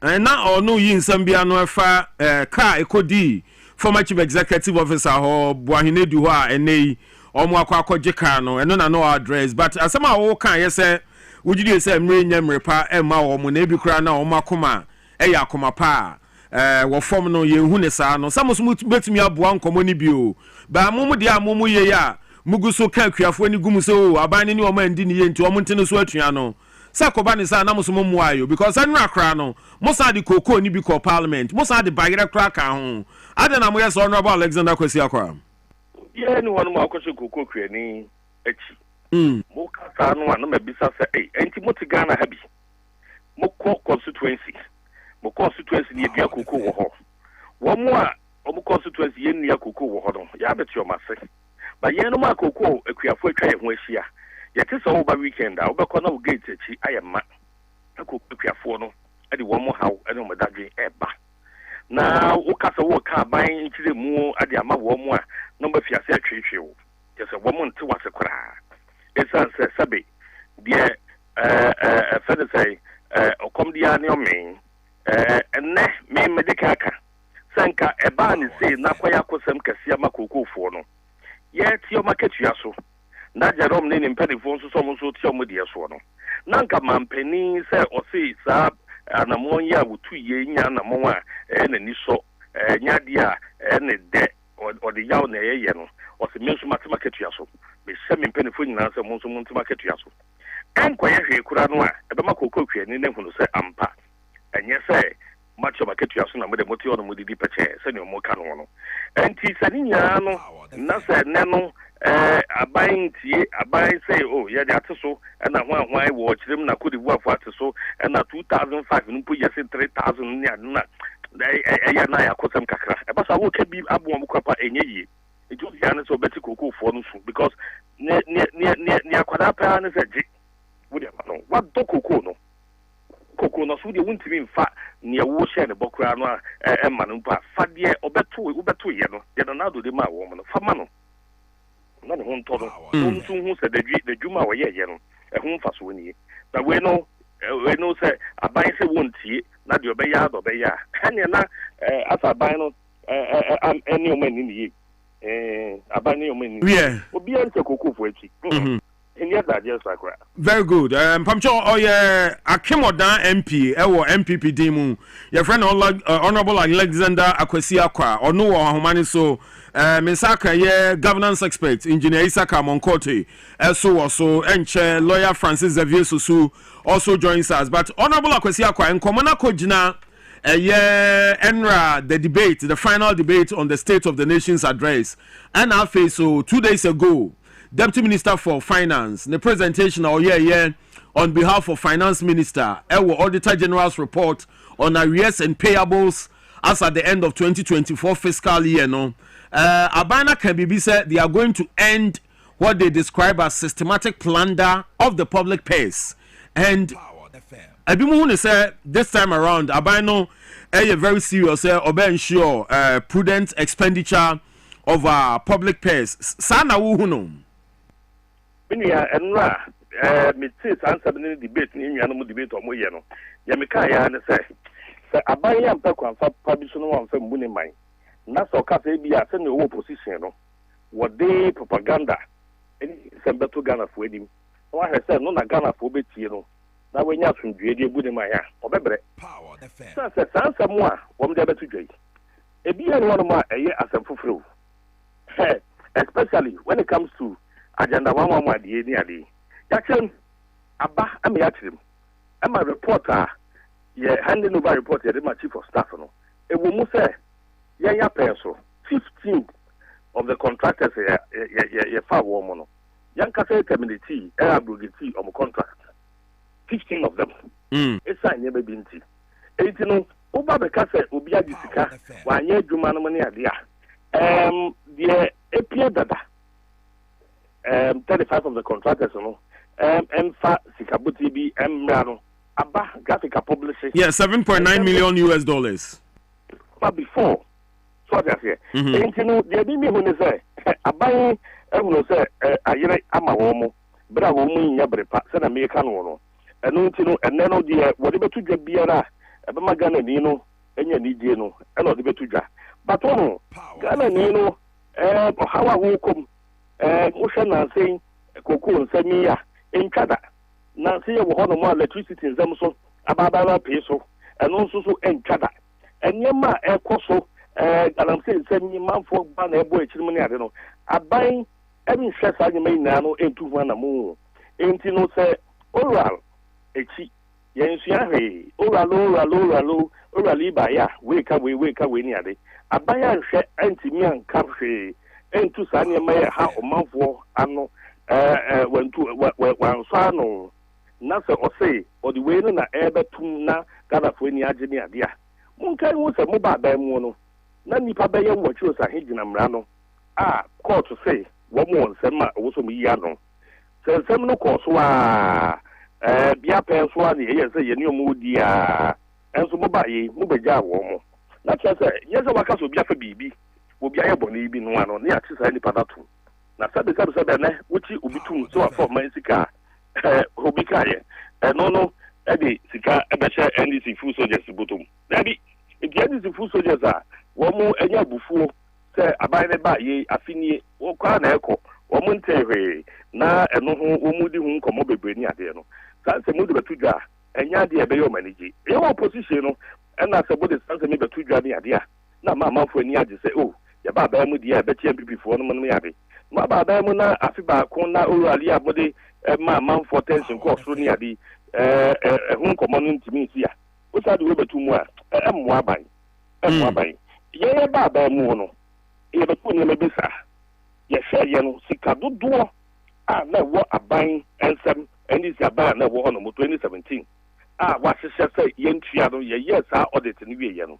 sika ye hu se enya de wo si etua no bobru bebre esinwe ya fa nya asem kase bia kesa se sabe ekwase maka ezumenwe wo de ba ye no se ye intent bi na opesa wo de ye kaima wo no wo ho ya ban ehwehwe mo person prosecute no e prosecute ye ne ohwa enyi nyina so no eni nyina so enti matete I have the report minister by the parliament there but many report no and then the Americans am here privy to especially with agenda 1117 ade no aba me hu no say aban part of for being country. That's that one no you are deputy minister for health and are you disputing that figures no deputy minister no ediba na agenda 111 was not handled by the Ministry of Health, okay, or handled at the office of the presidency. But at least as an interested party, many reports be a kind. I have the handing over notes of agenda 111 project I didn't abang. And I made sure say in the notes, in the handing over notes, it's been stated that Yankasa, Yawa Bemono, and Kwabena Prah contract for various reasons. Woman to me and your contract. So it's a bit more it's a contract in him. We are signing contracts before for 15 of those contractors. Our report my dear Mabang. All right, so Pacho, Honorable Francis Xavier Susu, Medina MP, on the ticket of the NDC, also Ahumani, same as a governance expert, Engineer Isaka Monkorte. But Honorable Susu, good morning. Honorable Susu, Pacho Ahumani, so. Pacho Ahumani, so. Yamuachano, Peba Dwabo Ase Jumedi, so. Pacho Yeja na Michani Minianum Omo Ahomani so any Yasha nyina no pay. Beautiful. So and Komana Koyemi no and debate on the SONA, the final presentation by both parties. And then again, Utia Honorable Alexander Kwesiakwa or person say esan say oral na failed, you know. Now you want to shift blame to the Auditor General's report. A home na muyi nsam de basa by dada no amone home de intine through the Finance Ministry and Deputy Finance Minister or this publication about some financial misappropriations and more fees and some who say akoso with the previous regime. Sana mo amutu no. Maybe can be percent here Ashafo na NAT good na Michia Madina Fudina so like I say and yes I'm on here too it's in public life every matter there and here the public and I said the BBR evidence of Ketasishe, and I said mismanagement, the public must know of it. Whether it is coming under ORA, and I say there are findings of the Auditor General. Once there is evidence that there was some mismanagement, there was some theft of public funds, and I say will be misapplied public funds. That one the public must know of it, and it's irrespective of whether ORA whether ORA it's irrespective of that. And then findings are the finance ministry have found out about 1B, 1F, and of the people. So transfer bank, commercial bank to say as interest. There is no evidence that those things existed in those commercial banks. If there was no evidence that accounts in the corner, the car said money have been transferred into even ever existed. And the public have a right to know because public funds that have been spent. It has nothing to do with ORA. I see. Engineer Isaka Monkote, Mpacho Wahumaniso. Yeah, before we get back to our members of parliament now, wrap up this conversation. So, according to the finance ministry, several of these payments were found to have engaged in fictitious claims, recycled invoices, forged receipts, collusions here and there, and all that. I know any justification by bringing this out. In as much as expectations near high on oral and prosecutions. What is the relationship between oral and Auditor General's report? I don't know and corruption. Yeah, but oral is oral. Now we are looking at Auditor General's report, and then somebody is talking about oral. Where is the relationship? I don't get it. Because Nana do better now by new over year on year 2018 infractions are a war Auditor General's report now is about 5.2 billion Ghana cedis. 2019 it was about 17 billion. Every year we had infractions. Papa Asante Achim not all Kasano. Also one Kasakrani who said some people took the money on Agenda 111 and so they cancelled the contract. But did they retrieve the money? No. And they cancelled the contract. But you cannot imagine Auditor General say this amount why now we can contract anymore. And in the Auditor General, they are better about things. Me, I can't want them more. We are aware that now graphic is published. And so what? Graphic published, did you receive the money? Who could you can buy? No. So it's kind of and the Agenda 111. So if we are discussing this, now see, Ghana for expecting ORA. What about ORA? I don't understand it. What about ORA? There is no correlation with this situation.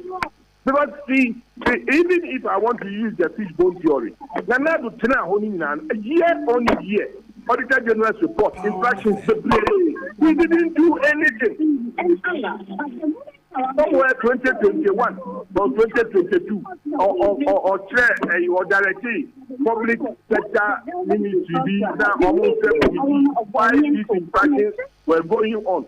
But still, only 2022, a course, 2023, a course, almighty 2024. What you can in our boom and the Auditor General, I can't want some more. What say cocoa because cocoa Asema Bagana because they're in Kenya because of BNG or abiding road to and we Yemusa ni baby free. Me Yemusa Honorable Alexander Kwesi Akwa Akimodan MP na fe memra onto Enyasem.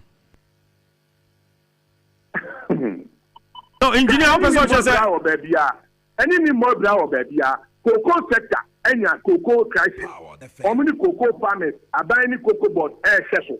What has that got to do with Obia Webi Yesika or the general fee yen coachino? And any boy brown.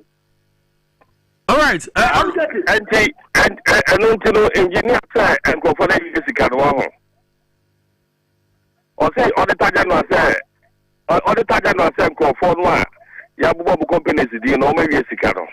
Hey, and you want somebody pool. So, on the Tajan reports, you have not say simplify and say, finding a woman in our nature, say, will give you Jessica, and it's not now some cassia.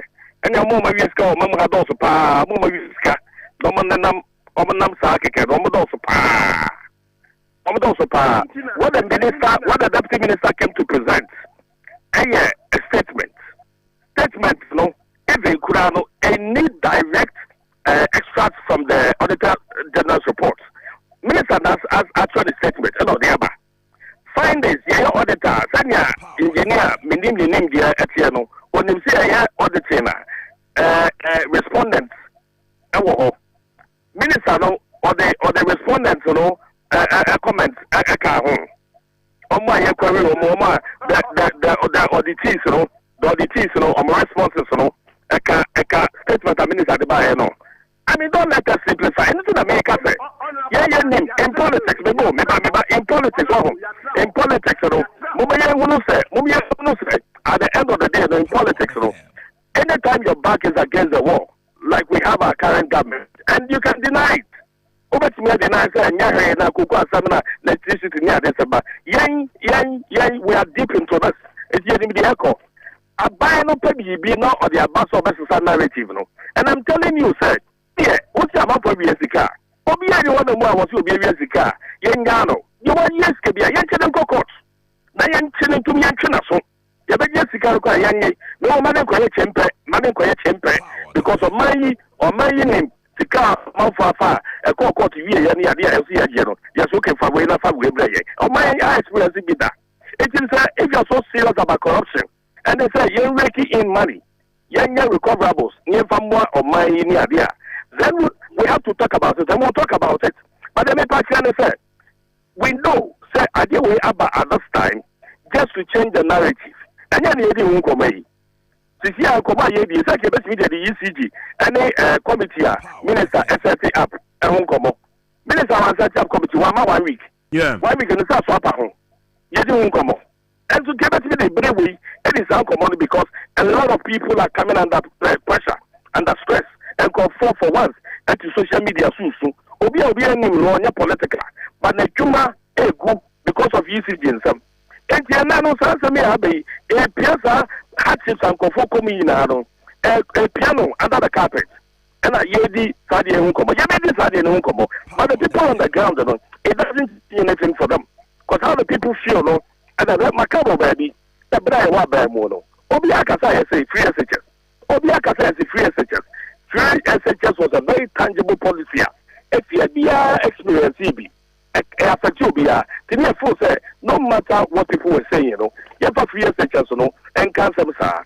And actually, the very silent majority, and it's at this moment of Twaba, and the fee. And the moment we expect you to take them as good feedback. No matter the mobile, because if you continue engaging in these things, because they are this Auditor General report, they are from a public account. Public accounts, they don't sit in secrecy. Emma Obia Hubi, Calivite, Obia TV, Obia Hubi. What I say, by a few cases are yet me I retrieve Sika, I couldn't go for honorary. It is a minister, a sequence of a statement, not the Batuja ahead of a referral to public accounts. And none of them are quite now be a Timia Babe Diano, now respondents, and I invite you, the auditors will be there. A lot of times, auditors need to be explaining. Say, oh, okay, say this is your way. Okay, then we'll sort it out. They do that. It is a Muslim here, no, and I say, what do you have? Oh, Yababuamo. Okay, Biba.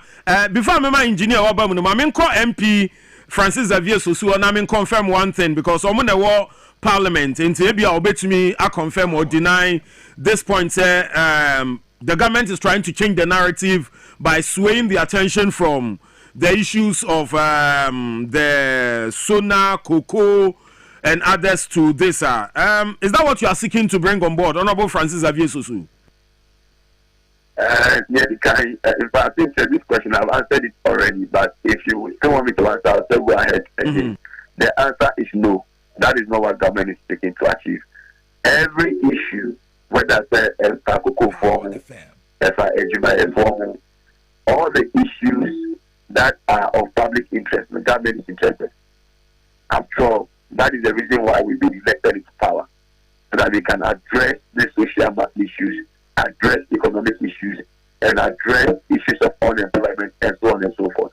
And so government will not deliberately, particularly His Excellency John Dramani Mahama, who is, a leader of integrity, someone who has shown that, has demonstrated good faith with the good people of Ghana, will not sweep any matter under the carpet. Every single issue is of importance to the president, and it's of importance to this government, including what the Auditor General has published. So, what the Auditor General has published, the Finance Ministry has indicated that there's going to be a forensic evidence or a forensic audit into it. It's as important as all the issues that we are talking about. It's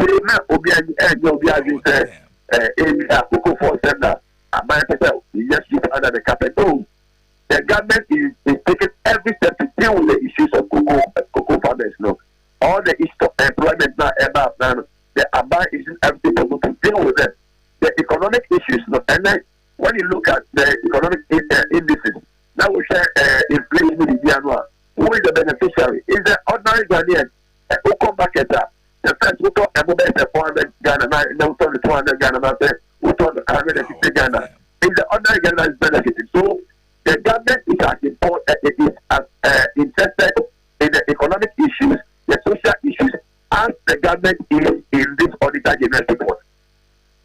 But now, Honorable Kwesi can say the report, as stated by the Deputy Finance Minister, is not entirely the full document because it should have also factored in the respondents, any more responses, if they were even accused of any infractions or misappropriations. But no, any part, baby, a moment to a political communication campaign, and no one number two edeba into the public. Sanity. That is very misleading. And yes, sanity. Why? Since the days of Nkrumah today, Finance Minister Ben Oba Parliament, agent statement, as a statement on the floor of Parliament. All the respondents comment, nobody does that. It is the finding of fact. And under your constitution, you're standing orders, the minister can make a statement, and those statements are statements of fact. I don't know what the other two Parliament and Parliament is the people's house. Each member of Parliament represents a group of people, a constituency, and every member of Parliament is entitled to know how public funds have been utilized. And senior Auditor General are publishing them. Now we have interest in that issue. Because Uber becomes, and look at me, I am under pressure because it's about roads. Even though even going to empty don't construct road. And I buy another minister for road fund, a highway, any way, and another construct road. But people are talking about roads. All the guys was telling this millions of Ghana cities, was telling if that money is available, a road and a construction. Infrastructure are building, are breaking down. People are dying and the account them. What is I will go on the account them. 80% we have lost them.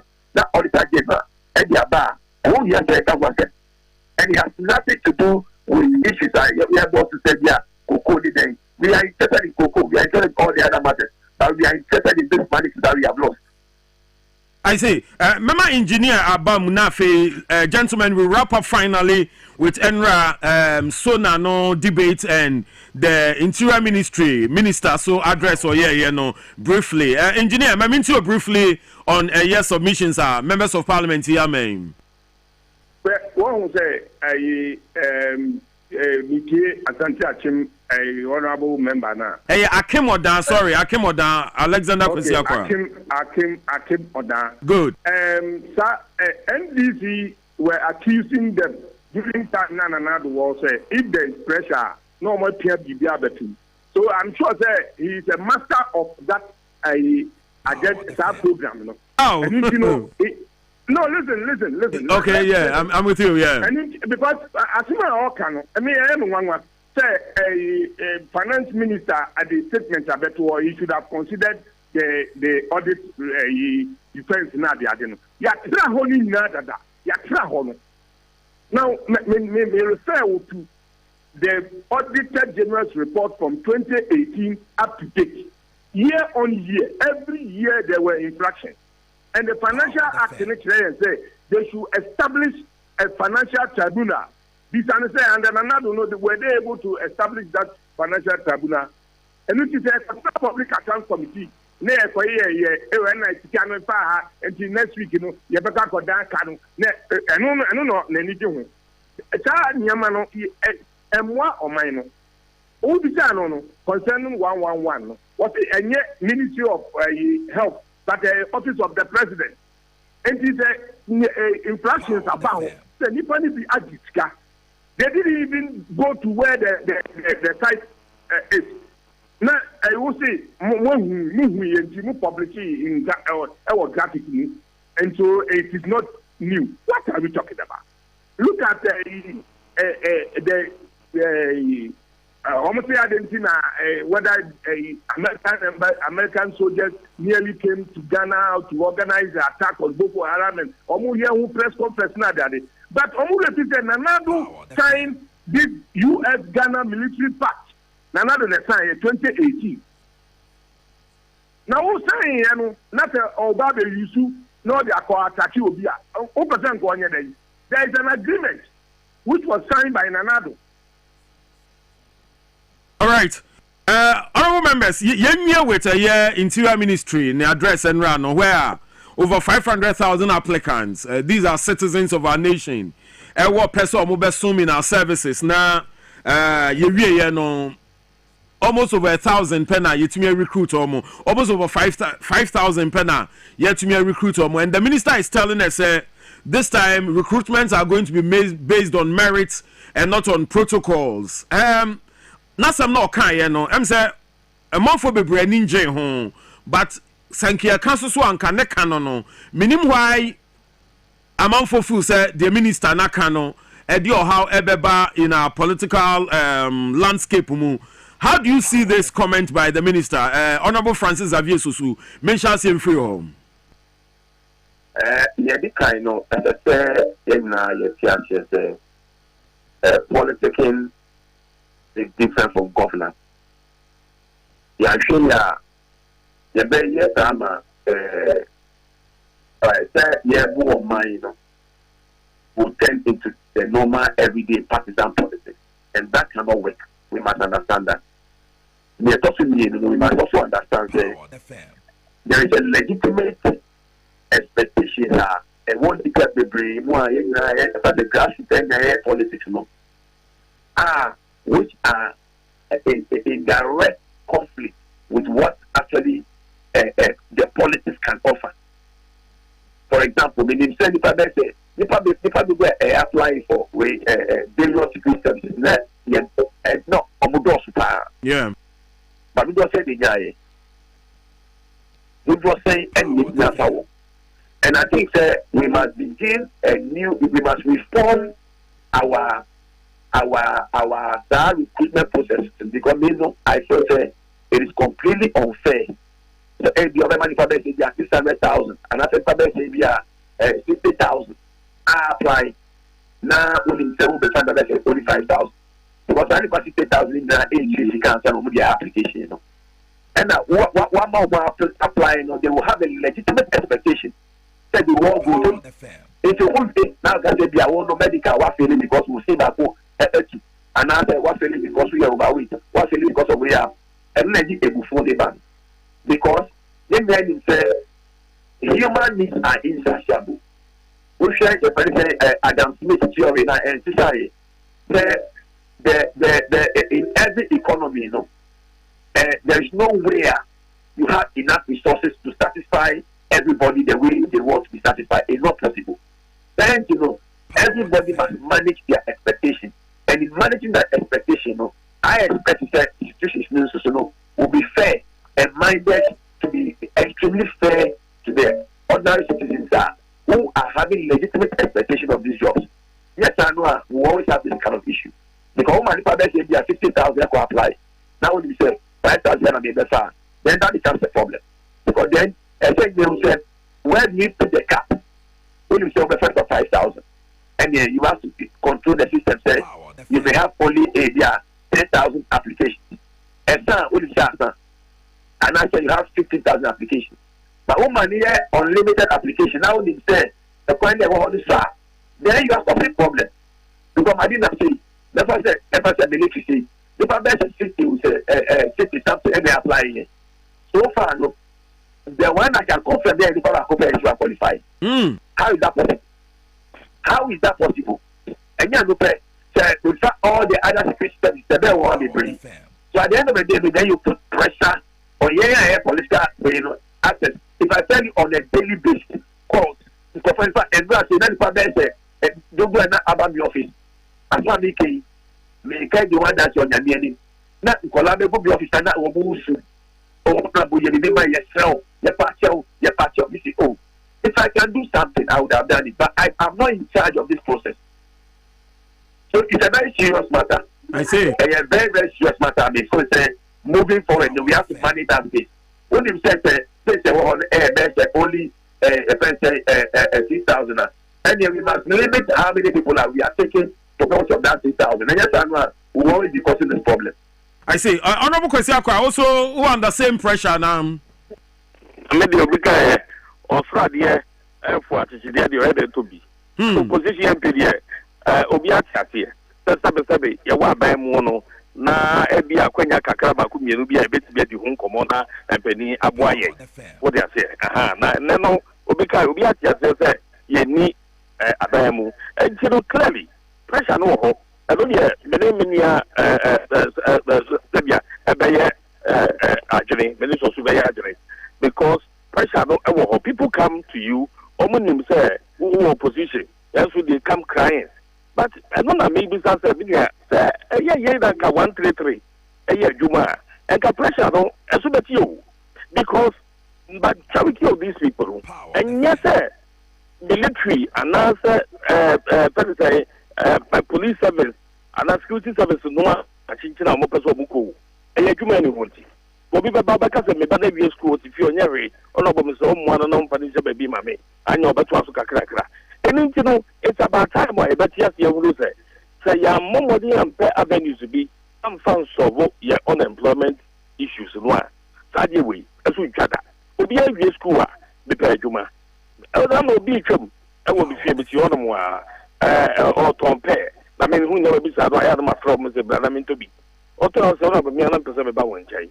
Some say, dear, don't say, a baby school. Now, the Inca, I got all immigration from the Cabe, but one. And I'm so, Ebiancano, now Ebia Quabi Swabit Nebua, and Ebia the Pebia Copa, Kumi and Sabi, and until I all say, Betty me, and that pressure that's all, and Yadia, a Betty me, Abuasa, and the pardon, the moon, Nancho, Aditio.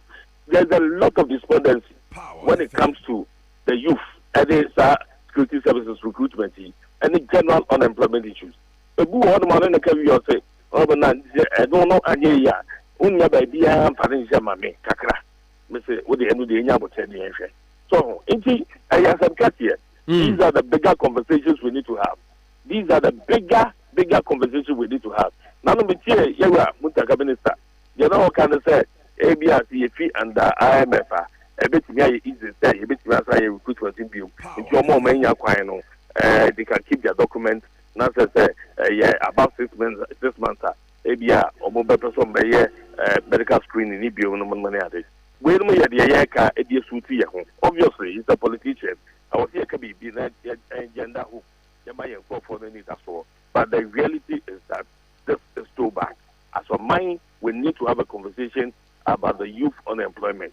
And yes, sir, we have issues on our hands. But now, Moses, I buy no and refund or my enlistment in the Sikamomo. And so we're almost about. Oh, mum, the almost about. Almost papa, the whom numbers are not possible pass. Now, almost say, the Senate making Coco 48, I come to me and Kate. One star, what's what is one? That's a man penny and penny for the others almost Jomo, I catch you as well. And that's where G Omo in the Kakra. Nipa no where young recruitment, what top forms work up and down on the other. I will say, okay, and the more money and the refana mammo. Sabe, a buyer cannot make money out of a go for predicament. Because the reality is that, yes, the woman say, won't even catch a war restricted numbers, because restricted, they're very qualified ones. But we not the one qualified, yeah, Cado, I buy no physical amount for unemployment. I see. Honorable members of parliament, ye ni so mobra mwenya ejina humane so ni edisa enkomo we nyankopon hwa mo pa ne madaje na mema engineer Isaka Monkote governance expert I wrap up on this na meja mo ho na me ni engineer sa won komo bi bo efa road construction temamoto we ne ho na ye de no na wie kra abra meja MPs ne ho but engineer mpacho wa humane so. Hello engineer Isaka Monkote.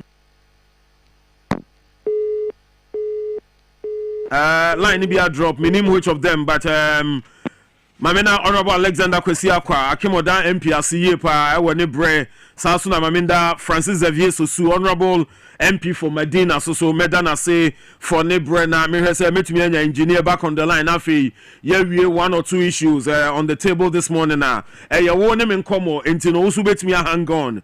Abras, a Bribemu, Amemwa Quenya now so Waba and Comoni Subi, Anopeno, Medimosis was a per left kid Nibinom. Unya left kidney binuma. It's 100% natural herbal supplementer. It will boost your liver health and aid in your full body detoxification. Into more Meridiano NCSUye, a yell say obona funo war, a yell say coffee, a yell say when ya also udidia unani nisania mano. Unya left kida, ebeboa yepa. Left kid is available in all pharmacy shops, herbal shops, and supermarkets across Ghana. It will phone for 0244 068 447. Or say take care of your liver, take care of your health. Left kid, cleanse your body, refresh your life. Well, Ora Isaka Monkote about Humani Subio. Engineer, good morning. Yeah, good morning. Good, Medasepa. So, not memoir wrap up on conversation around a year the Sonane Auditor General's report. Now, for the motorway. So, this week, Anna Ghana Highways Authority, the statement by announced diversions be on the motorway, no expansion, but Quincy. And one say side diversions, no adaya, amount for Muti Anje. It's me, Basa. Why not? Sir, yeah, as a yatam dawa, yes, but yes, I used at the same time, no, yes, and see any denia, the thought is, just an year 10, and she said, only diversion better. Na anya juma because menya report say South Africa building na omuju omuhwenje. They have to go back to the drawing board and then look at how they can put some measures enkofa oyini emasa. Because in a meeting with the Vice President and the Minister of Railways and Development, you know, Koba says our concern about the drama. Even the Vice President was appealing, say, you say, yeah, kwanya, edio hauba, into no, young fan, ye demeneka say, na, ye reachina, and you hunu faswa, yenina ebenya, was our project. So, but I comment and say, you are an engineer, who bet me a better explanations. Yeah, kwanya, yam pray and who diversions, because we know, say, kwanya bedroom baby, no, this year, Bobby for baby ma, Timemufo, and son the kwanya to me and bread, yeah. But yana what goes into the planner Emma and Yamani be a basa. So the situation emerging. Na diversion. Diversion be alright. It means a creepy a flat. It means a flat crab. Diversion be alright. It means a big accident ever. And nipa wajuma any area. And you know, say almost attempting to work on it because open the compact of the road in Yepa. And you pay now all that baby, we are kind of building now one a car, so no almost a deep coniaba. And then the man sent me. And you are more space near the area, say 3-4 lanes. Yes, saying now, so you press a year at the Boa. The technical approach, you know. So, and the yes, diversion get me a bar. Certainly, fitness quino, and there can be the whole baby, I am a football beer, and also quite a bit in that. Because I have heavy duty vehicles and a Namhapa, I am to win. And you acquire diversion beer. I don't know the cost, because in Papa dying so been or whether Upa could do practice in how the diversion not who's a deal. So, there are top class consultants and engineers there. So, I think that it will be done. Road construction, the diversion is big room, and there are so many things that goes into it, especially when the road, the type of road are all yellow. And again, I think that they will come out with a solution. All right, engineer, no pay better also as a partner obra when you're now only a chunk of money be, and we've hung you people on for like 45 minutes. Nyankopon shop, They will displace Anna or now a common number. What's your say? I want to partner my strength in it now. Now I come number. What's your say?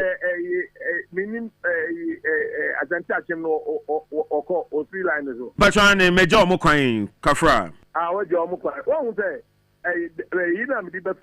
security, my press conference, Jinapo Kata. You the Ghana U.S. security military compact, it was signed by Nanado. Yeah. And you agreement in war. Now they want to come and bomb Boko Haram. Agreement in here, no one refer to the agreement. And who signed it? Now I'm a press conference. Now they want to know that then you want to know who signed the agreement. Power the fam. All right. Hello. Hi. Why the sign agreement? Nanado ya. And this say who but here any day. Well, I'm on your seminary do baby I want na canaya day kaka.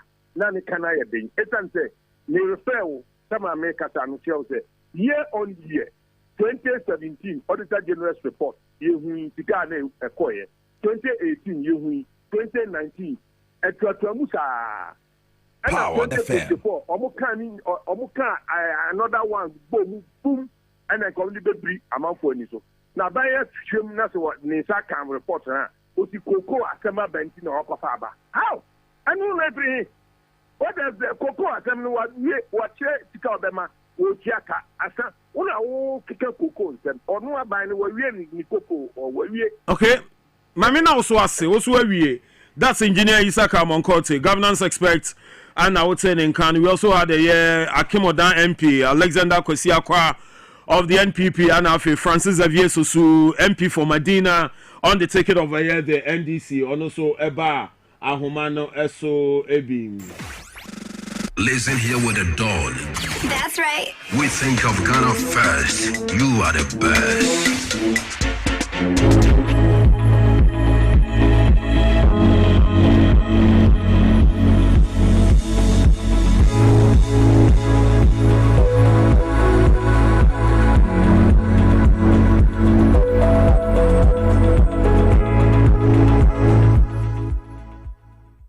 World Pharmaceutical Company Limited ena enenso ye ni mo de share bi wi na ye kase True World Pharmaceutical Company Limited Indian company kase a yaso ye no ewo India ya yakofa ahabanduro edi free India edi aba FDA for ayin hwehwemu edi afa yenu ni nyina ho agye atum se yenu no eye papa ebo adwumanti Ghana for emfansa wo mo ho yare True Word Pharmacy yenu ayede abadwaman so no mama eye India hama ene yakeka bom edi aye ahabando ya eni susan so boni bia na ni gisem ne se yenko ayendo no ena yemfa aduro baako ense yare mienu yenu no baako bia esa yare baako na abibia ye ne mudi ahia se na ye ne mo etwetwe nkomo afa yaponde ho a aya na eni aduro a yedi abadwaman so ama Ghana fo edi ho adanse no eno na abibia ye hya ase ekasafa ho eye True Word Vision Capsules True Word Vision Capsules mama True Word Vision Capsules no eye eni ho adwuma na wako hospital na doctor aka cho se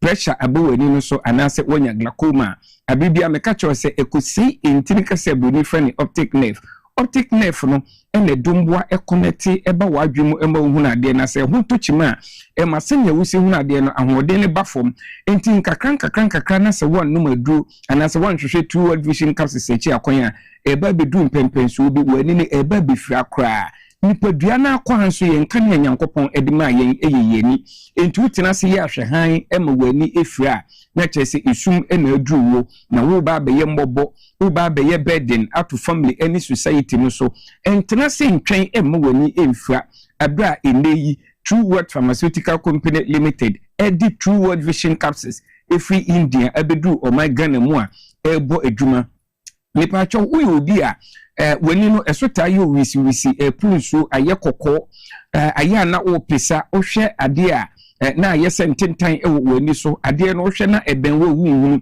anase ewachi mpo a wunhunu obi nso podie ade san na esumadu no kra ne bruni kan nine blindness no wo obi a edunya bomodi ansa obehwehwe True Word Vision Capsules echi akwan yegusu aye kasa o hwe o TV screen no so a obo se ye di True Word Vision Capsules no edi ato o TV screen no so obetimi de mobile phone etwa sene ebe na udru baby a yeton edru pharmacy drugstore anase herbal shop no ma udi edru no beche wo mo na yenyi edufufo bia ema wo esanse eneyi ukona nipa no eni True Word Vision Capsules ni bi anase mpo ni de na san obeka cho se edufufo wo ho a eno nso bo adwuma saa mepa cho eba saa entwemma no kra insist say open True Word Vision Capsules na uyi wo phone no so edi kire na wabebo modia ama onsa ka True Word Vision Capsules ayeka ho asem bi na enu etimi edi abo uyi obi a ete esi wani so anase wunim obi a ete esi ne so boni frɛ ne cataract esi yani kosua lens no so ne ema yehu ade no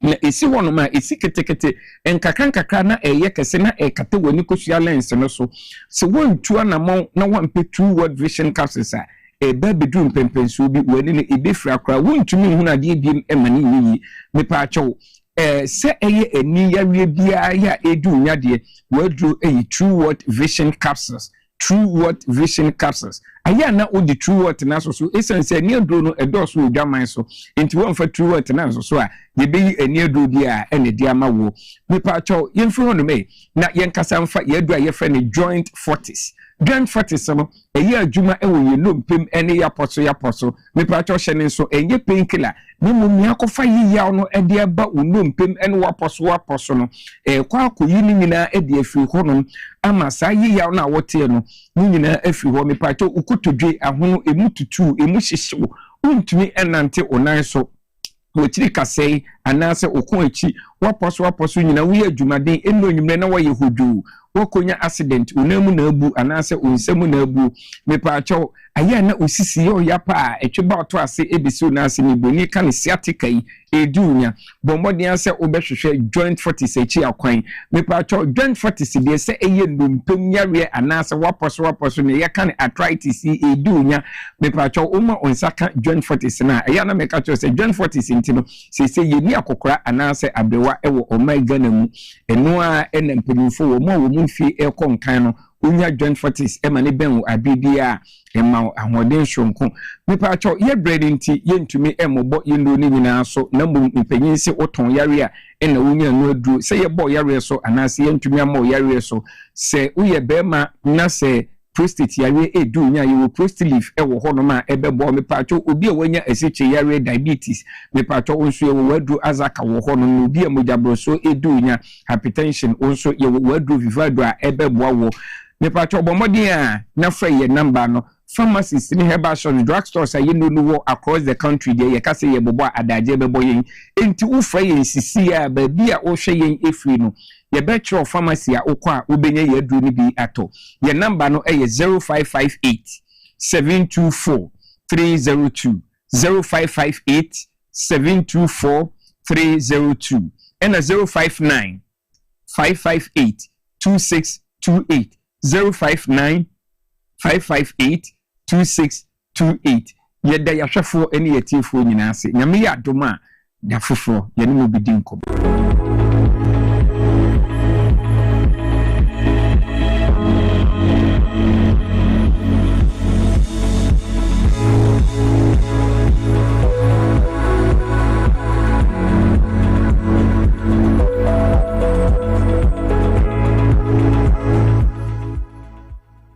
When nations rise, it begins with bold conversations. When economies grow, it is driven by partnership. This April, Ghana's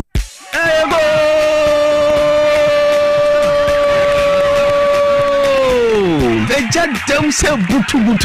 Ewa bosumi match mo. Yes, celebrating Karaman. Adunti community football kasiepa. Eni adi tuja ewa afimo. Eye Lawson Direman Community Gala. Miminda eni kwasia debia 57th of March. Ekwasi 28th of March. Action no eye live. Ewa Kakari Astotep. Ewa Dansuman last stop. Adunti bra. Behead tackles, goals, drama, bra. Nayan kambom. Yen jiani. Nayan ta local talent no eswedi. Diobedi kain. Ebenya 40,000 Ghana cedis. Your better sumi ebenya 30,000 Ghana cedis. Your better sumi ensa ebenya 20,000 Ghana cedis. Your better sumi ebenya 10,000 Ghana cedis. Lawson Direman Community Gala, powered by Lawson Direman Peters, Lawson Direman Ataji Ginger Liquor, Lawson Enterprise, proudly Ghanaian.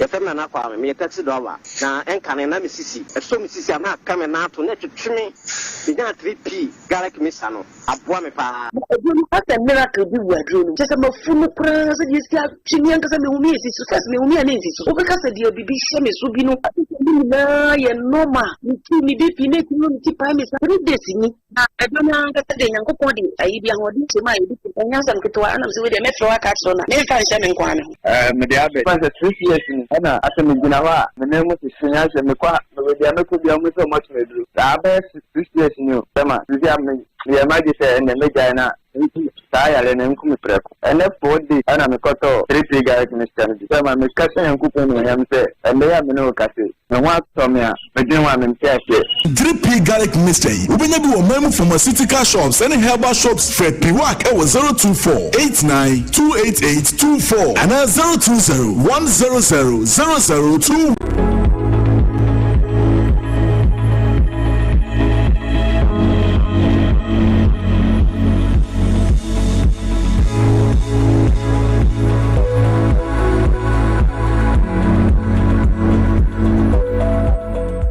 Media. All right, so welcome back on TV. Apostle Dakon, every Little George Health Shop. Apostle Akwaba, Bibi Aboko there.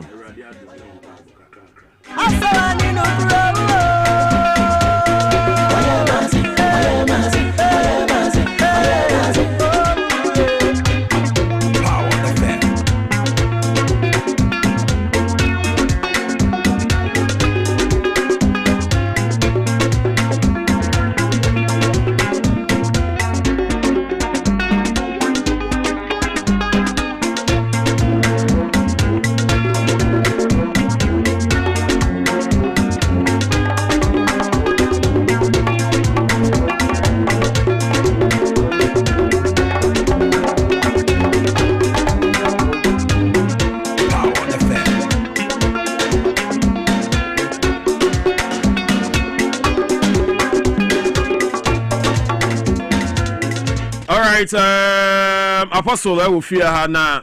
And time so you be call now for Little George Health Shop. You hear and come out omode ebrey and anope. Yes, Apostle Akwaba. Yeah, good. Bibi aboko there.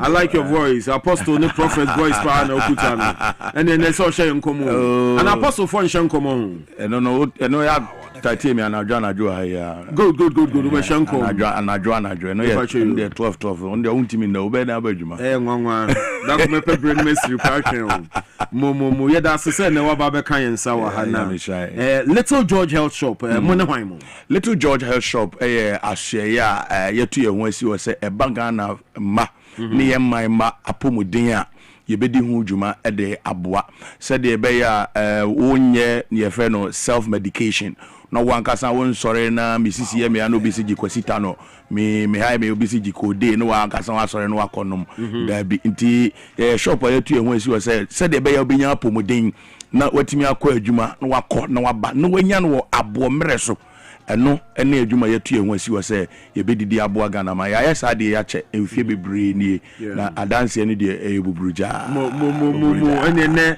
etifo ni ahwefo ahwemu ye bia ti say mo a lot of juices or food supplements sure why apostle there me say kronkron crojin finance na no pay yankom etiyanchi atifo bi oni mama kwaba emra Little George Health Shop Tema Community 5 PV or being run about to know offer with the so first so and I be cruise first so said they woke up praise before I saw it down who and na ye jusu no ewo na ye yenimuwa na yenimu enkrofo si WW wonyimuwa na wonyimu enye afi na yebe toto apapa so na asede yehunu kutuku ano emfa krowa enhyemu no se baga na fo apomuden pa ene se womunya hoden ewo kwampa so ene ekwan a eyefo na eyemre so a Little George Health Shop if we say pharmaceutical company be any omamu ha a obetumi abobo ni nro so na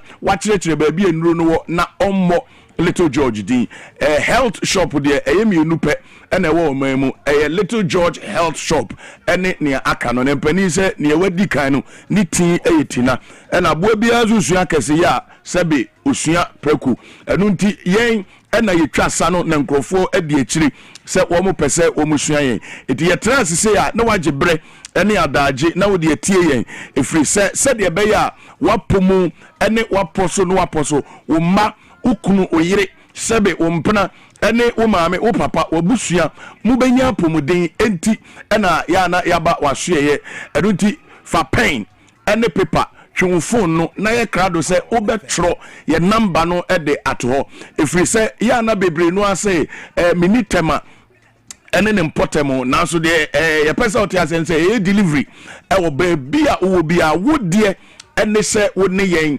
ebekasa anopai Little George Health Shop BB ekoso ewo ho BB ekoso ewo Little George Health Shop Tema Community 5 PV obin runabout no so onipa bia obefre yen na oni yen edin komo efa wapomudin ho no bribi poten wo wa ye ya aboa o sede ebe ya wo wapomudin no ebesi pi esita watimi asore no wakọ na waba no wadi free ene wo fiba no so ayefe edunti mesra na fa wo phone no na frɛ yen e wo 0243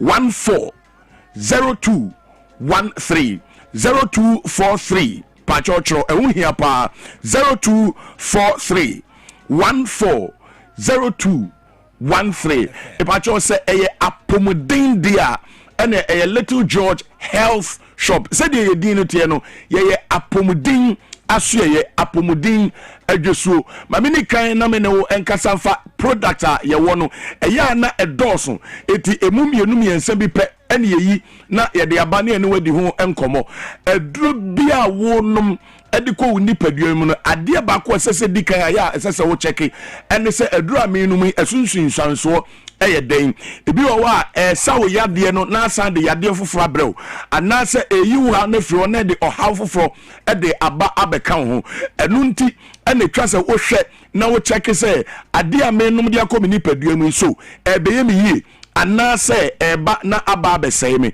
eduti Little George Health Shop de abrochimemu ene omayimu India, America, Germany, any baby biara unim say ye nupa Korea, any Japan baby unim say ye nupa pa efri biano eho ena ye no mo aka ye ntoma abo ano any pharmaceutical companies apapa ewo omayi mu ena ye no mo edi ensawoso ni titiri pa eye food supplement or how bia eni akiri ni abroni fe no side effect no eno wasam na meka bakukura eni akiri food supplement apapa ema mema eye ma emema ye mema kafra na ema eye ma prim a wo mu gina omonanso eye adwuma eti seba food supplement apapapa nia ema mojadi afrusani wo mu nia e boost to immune system ema wutimi ye adwuma da mu ni nyina wontebre na sabiota frache enkoye energy drink na caffeine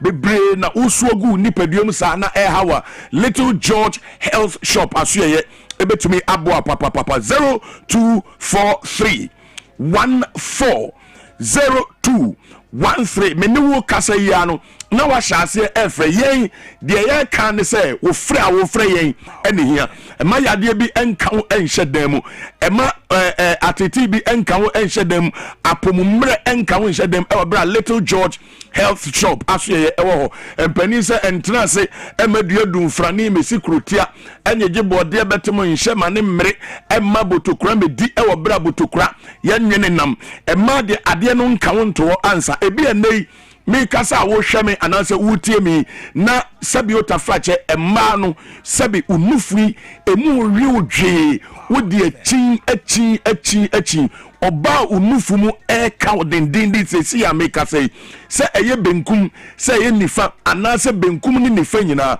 bra Little George Health Shop asoye ye wo food supplementer ye betumi akasa ediensa asiebo DNA etsiso etumre atresie se eye adwuma pacho de mi kan eno anesa ofre 0243 140213 say ya make say ye unufu numu no ase de eyanda etwe odwe ase de badro bi aba abedam oba bia utiemi ye the food supplement pachotie se obi ka adro hu asem na okase eye food supplement pa de person ye kire ne se eye enuane nura ya twetwe efring habama eni nuane ye di nuamu a enu nti se ufa ensunsanso boni biara eni akire ye ma wadro na yade no koye na ate se de mikro mu bosum bia wasa yade wo sa yefon yade no no o ma otipaye oyi tipaye no na o ma osisi yade dabi ye ma ade a se wonum a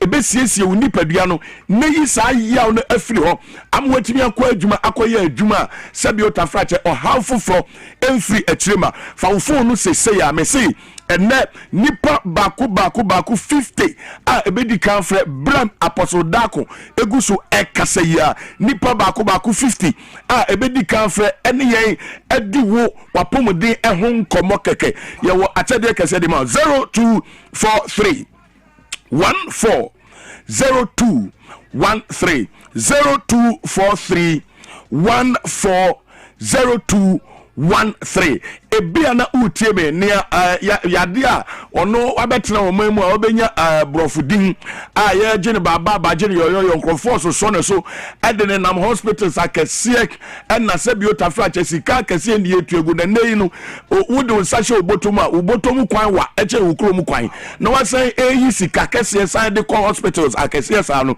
eno na Little George Health Shop say mayemo efiri wo to ase ediko wo nanko kom de kwa ase on ne abroni frɛ no sciatica no ba bia o sciatic nerves no wo no sa veins no etimi twon den ya we twa hospital kwan sa se wutie sika se wutia Little George Health Shop say frɛyen nabra se unni temane ne impotema unni how wo de no ye 0243 140213 a free wood sisi echiwo onankokom otoase wode ba onankokom etwe sa ye frɛ no sciatica ye wo food supplement ba chotie food supplement Little George aso de original nkoa ene yeton ho food supplement se wo fa sa sciatic nerve no a etwe baba yoyo twe abo so sa tinkalo no oyi free ho ama wahunu se ampa apomuden e wo baabi 0243 0213 woni me say mema bi da sabiota frache timi sorry enwotwe anadwo no edwo nso saa ebi wo wa say diabetes ebi wo so I say prostrate onum hwe nso no odwo nso saa na ye fu say mema nko a afa na hwemu ami hu say ma no bi bre papa ema awura Little George health shop say edru anadwo Little George mintimi na obe sorry adwo nso saa ema no nso bi o wa blood da no a onso sabiota frache sabie kronto de wa ya say a ema wo Johnson control no eba no eno nso ewo problems when nyina Little George at the home food supplement aba any enura obi ani wa wo ye bodewuru aduro bi hu dewuru wa ha na obewura Little George health shop ne bi ni ho debi ene nye Ghana ha anasa aduro ni nye papa na aduro ni ye papa dia say kunun say Camel pharmaceutical o de bodin no unye rural Little George health shop pa ye wo ho na ne de ho eye nkrofo a ya se datete wo mu a omunimu yade ti yade ase nim bibini eni wa hosuo ni wa bosuo sede wo mogya te eni niema ebetumi aboa ba bi bebre ho a unya kokoduru a wo se mepewe so wuto we dia na gisa wo de we kan ho ufa we a gisa wo de we nso kan ho ufa we a this original natural health food supplements. Thank you. And na ye diaba 0243 14 02 13 0243 14 02 13 Little George Semen Kancho say thank you. Say apomuden pa dia usa ye ho a yenim ba bia wokọ bra na yebeboa wo a yembu mfa so embu bu kata enkrofo jinkrofo sika wo mem awurade nyankopɔ obere na twetwepo abi ne aso agu table so ne yebu saa fe ye na bra ne ewu hia no yede be ma abo mre so a ebeboa wo amwonya apomde 0243 14 02 13 apostle why ni nyina eno ni code no nti wo de ofra ene 50 people be di kan frɛ 0243 14 02 13 bomidi keke wa chede de ma Yamisha Pano was saying we are Bobuano. What's your say? Yeah, say Apostle Darkon from a Little George health shop now. Ano pay or no eba hano. Ebedana Sipa, I'll say your number one health shop for all your health related issues. A Little George health shop. Yeah, don't want say.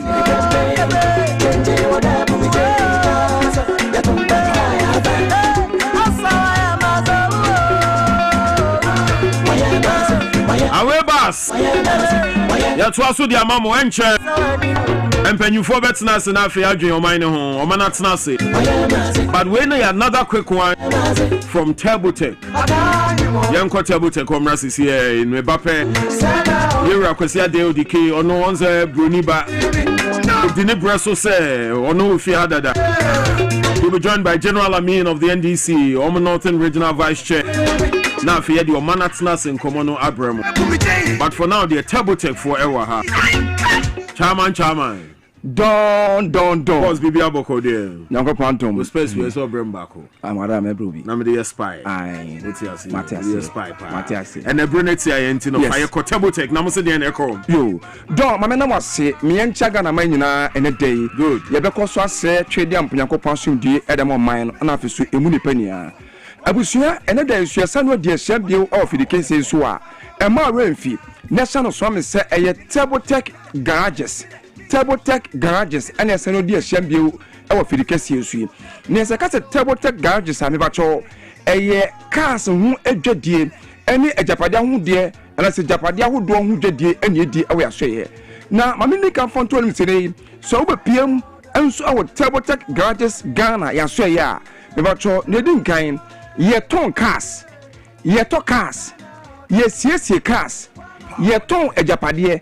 And yes, I eto ejapade it was so pa enfama ka bia fitting kutuom ekwo mfinfin adentem ekwa kesiem say mbachoye ene saloon cars say 400 drives and anasibo kwan say 4x4 ho doi 400 drives cars ho do anampo bus trucks ho do nyina mbacho udo ni HMs o aso ye say wo pe bia to nampo kwa wo ton wo de no ye beto na fieti o kama bia nso atimi ai kama na yesai sese cars ho do biri enso ya so ye yeah, ne ka bia from crank to crank ka bia ene una uyuso say onyonku bi say oyere say okunu ene yusu ene bokwa enho atochema e ba cho Table Tech Garages Ghana you be say that amount the end can any gen said yeah the state of the art of modern equipment mfidia aye modern aye standard aye current ene ya be gu ya so ye a boy ametimi editati fault bia ye wo kan mu fault bia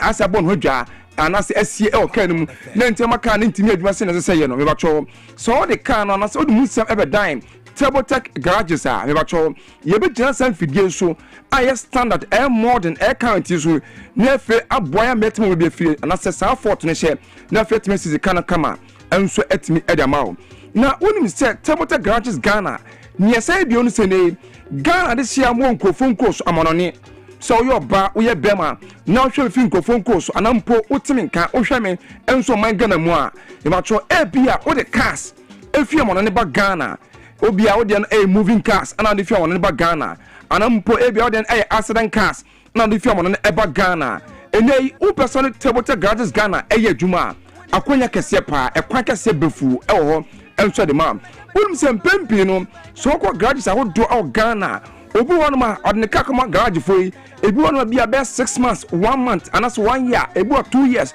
ebi so many months ni na cars na odkoma garage foi edahu si obi ametoye adan a because of say ne high profit emfaso befu da so nti na makana che garage o ye pa na Table Tech Garages Ghana se nkanche Ghana for mo ne ya modi moving cars modi accident cars efe won ba Ghana se ne ene so the cars ne ba say accident cars a woni ye betanse sinkunya ne ye kan wasema ye nkese de sika ebe se cars ne ya odi fi won ne ba na asene nya ne be sisin kama ye wi a ne ye tu aka so eda kan ama bia ai kama o cars odi fi won ne ba no say moving cars so a me ba cho ye no transit sinkunya kan wasem nya wi a e ba cho se show 2 weeks a 2 weeks ye show 3 weeks a 3 weeks ye show 1 month 1 month me ba cho ne tenya sine uba na se show 2 weeks 3 weeks and also 1 month cars na de be die no say ya to say yenton yo me ocho ye tio sika nyina enso etimi da mana fo etimi da akwa ku djuma die aboa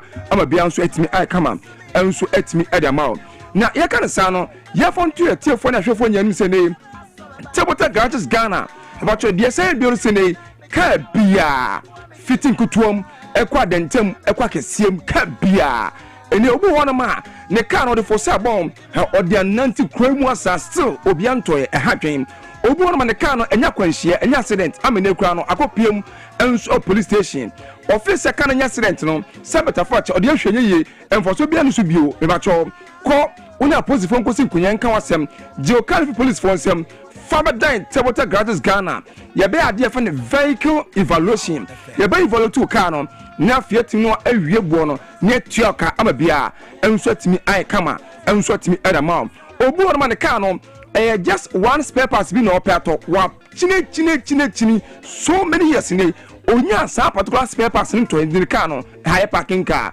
enei aye osu abrabo ayi nso to ebo no ewia so boso ehye no entama nte se wa break arakura me ba cho Table Tech Garages se ene se wo sa ha no bia Faberdyne Brian Tasie kunya ye beto car no etuaka ama bia enso atimi ai kama enso atimi edama o de no to nchen a me asa fon to limtini obu wona ma o a very busy person pa we a businessman we a businesswoman enei so we a doctor so a lawyer so a teacher sambo we a banker anampu ko we government official na government worker anamu busy schedule sentino car se ofie no muntimi nya kwambo kwa mutima service cars na ba cho so Table Tech Garages Ghana enei ubu ahumam na woni din koma ye be soma ye able team of men ebeba waso ye beba fie ana beba adwumamu na for cars awo do nya person service no ya tabiri nyina enso da be aso ya be siesene kama enso tino yepe na fetwa presenting kama enso timi edama obi won ma odene car no etu kwan anampo ko nchem de weekend beba yi bo na car no na akwaje no kwan so akosa esi kwan so enam oni nya tutu aka wonsem unsi akontu otua so anampo wo san ekwa ha dwen Table Tech Garages Ghana moment aba frep no ba cho baby obia no yang sele bro another car ya betina toa me ba cho kwantu so say wadi na kwangebe say funra sembo kwan baby okobia no na block car obetina to akonto no so akori dwuma so ko na o car na akosel akwantifi no ye timi ato saka no enso na ba so na be sese dia ma shano so me say towing fee bia nim free towing ene de ma me wa che customers nya enso we dwumadiem ebio anse me to so me nkan fa na mesem fa ma bebe bia wo bia wo hwe me ana wo tie me se wo mo no ne se wo Ghana e ba cho ye na mesem ni na ne nkan ay 0542 275 252 0542 275 252 0542 275 252 0542 275 252 and now say 0542 961 111 0542 961 111 0542 961 111 now for what me after tabota garage say bajo so now for enkomo bi obianom yet no di aboama bia enso etimi ai kama enso etimi da mam onim se ne yekaka ho asemi ka bia obi wona ma nei wa pakene ka no e wo kwanche mabi mancho abi ye je so de fosi abon ode ba hunye no 6 months ni ka no ni se ni si obi akwa for enfre bokwa musa wasem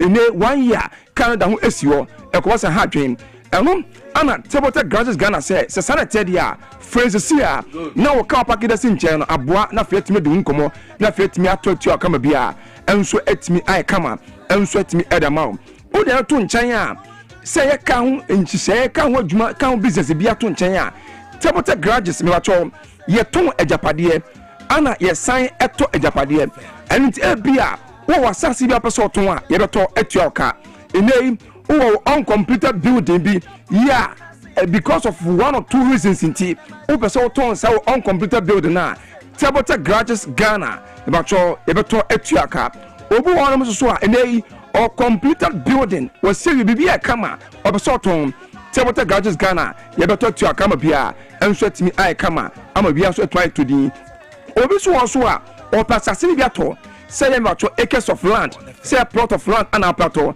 ye be mo bia to obi also so a or completed building ato and so obi won ai be mo atobi ama bia enso etimi ai kama enso etimi ma and it so the cars and home business nya to nchen ya ye san eton ejapade and ye san to ejapade aboa ama bia enso etimi ai kama enso etimi ma na mame photo sinei obi hu tabotech garages Ghana ya tra ya joso emienu aw Ghana ham say nyeni nkan yo enkraya the nation's capital Accra ya bacho yo awoshi waterwest honom anambacho yewo se bia emfanse na ufula pass eye empepre so sas la pass side do and no do ani achemu awoshi a bacho right after awoshi main traffic light no yo benkum so ye fanse bia ufi bia kan so a ufi malam anampo ufi down so and bus so a ibacho ye ni first right side of the road honom anyewo na uko Kumasi ene the greater Kumasi asantewantem kopon Kumasi ma ibacho ye wo ahojo runabout in between ibacho Georgia Hotel ana first kan gridco office no honom ana tabota garages Ghana ibacho ya time enso ewo ye adwuma fiti juana ekopem eye memeneda Monday to Saturday anopa noche mpm 8:30 am ekopim enumenu nsia 6 p.m. na pacho yapon ya na masini bioni na ansa na masibato dwanom mame fontu etiefo ne ahwefo nyanim se Ghana de hye mo amonane ya modi moving cars efi amone ba Ghana de hye mo amonane ya modi accident cars efi amone eba Ghana me bacho wo pese won tabota garages Ghana eye business eye adwuma akoya sonko e wo dem a maka cho da say yen no se no trans eye nhehye ya e ba cho enye fa so kese ene hwehwe ebio ye she eda se na otwe no ba ba tusika se o brand 10 cars so brand 5 cars so brand 15 cars a na cho nya ba ya posika ene kan de gu nsem ama bia enso tima kama enti won o cars nyina no e o gadget ho do a che so for so many months so many years ni no ya to nsa for say kofabra na fe yen tontu akama bia enso ntimi ko yi mfama ya na ma se bio na fe ne mfe komo no enso emfansi thank you na number no eye 0542 275 252 0542 275 252 0542 275 252 and I said 0542 961 111 0542 961 111 good na abusuya ya na masini kan bibia say no person body west so be o person spray sembo kwa no any fault bia to kan so mbacho table grasses Ghana ye ho djuma be boa ama kan so bit ba in good shape na 14 so mo ni so enso timi age enti boss ai mama no ase ye na ti funa fefo ase ye fancy nti ya me aduma ai ye be sensia bio ye better table tech for so ase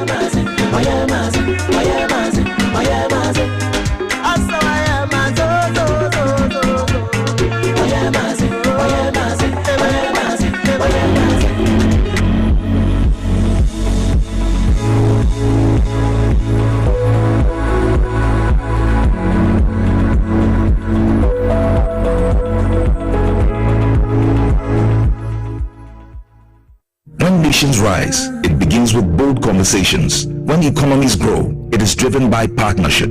This April, Ghana's business and policy leaders converge at the Cool Business Forum 2026, the nation's premier platform for investment, enterprise, and economic transformation. With special guest of honor, His Excellency President John Dramani Mahama, joining captains of industry, financial institutions, investors, and entrepreneurs. The Cool Business Forum is more than just an event. It is a call to action.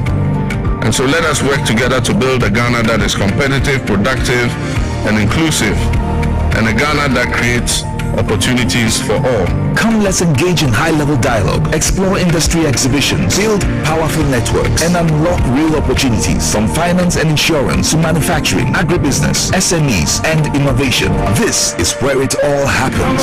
From the 3rd to the 5th of April 2026 at the Coal Convention Center in Prairie Hills. Go to www.coalbusinessforum.com and register now. To register for exhibitions, call 059 555 5885 or 059 555 5995. Pro Business Forum. Connect, promote, grow.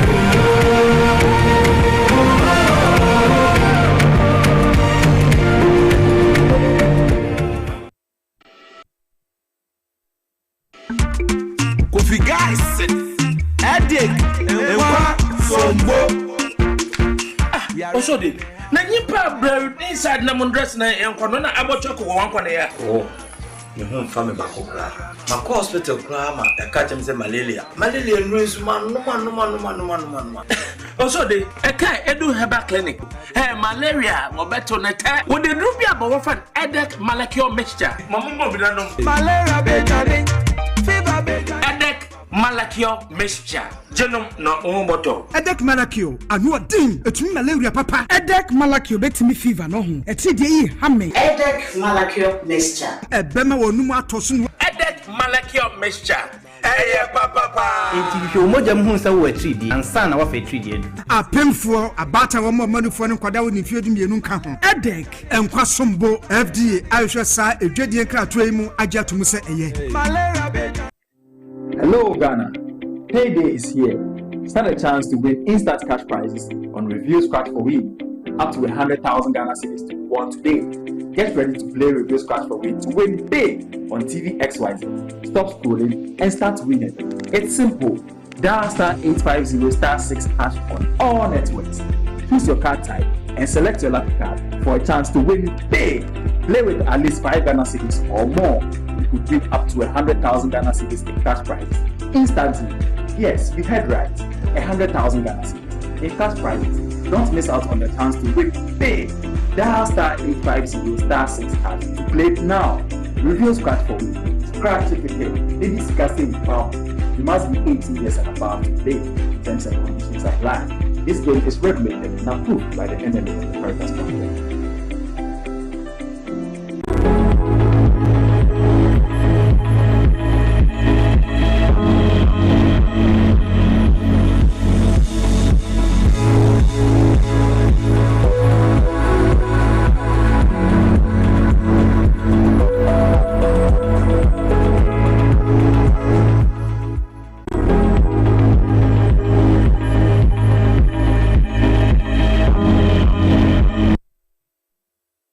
Nice one.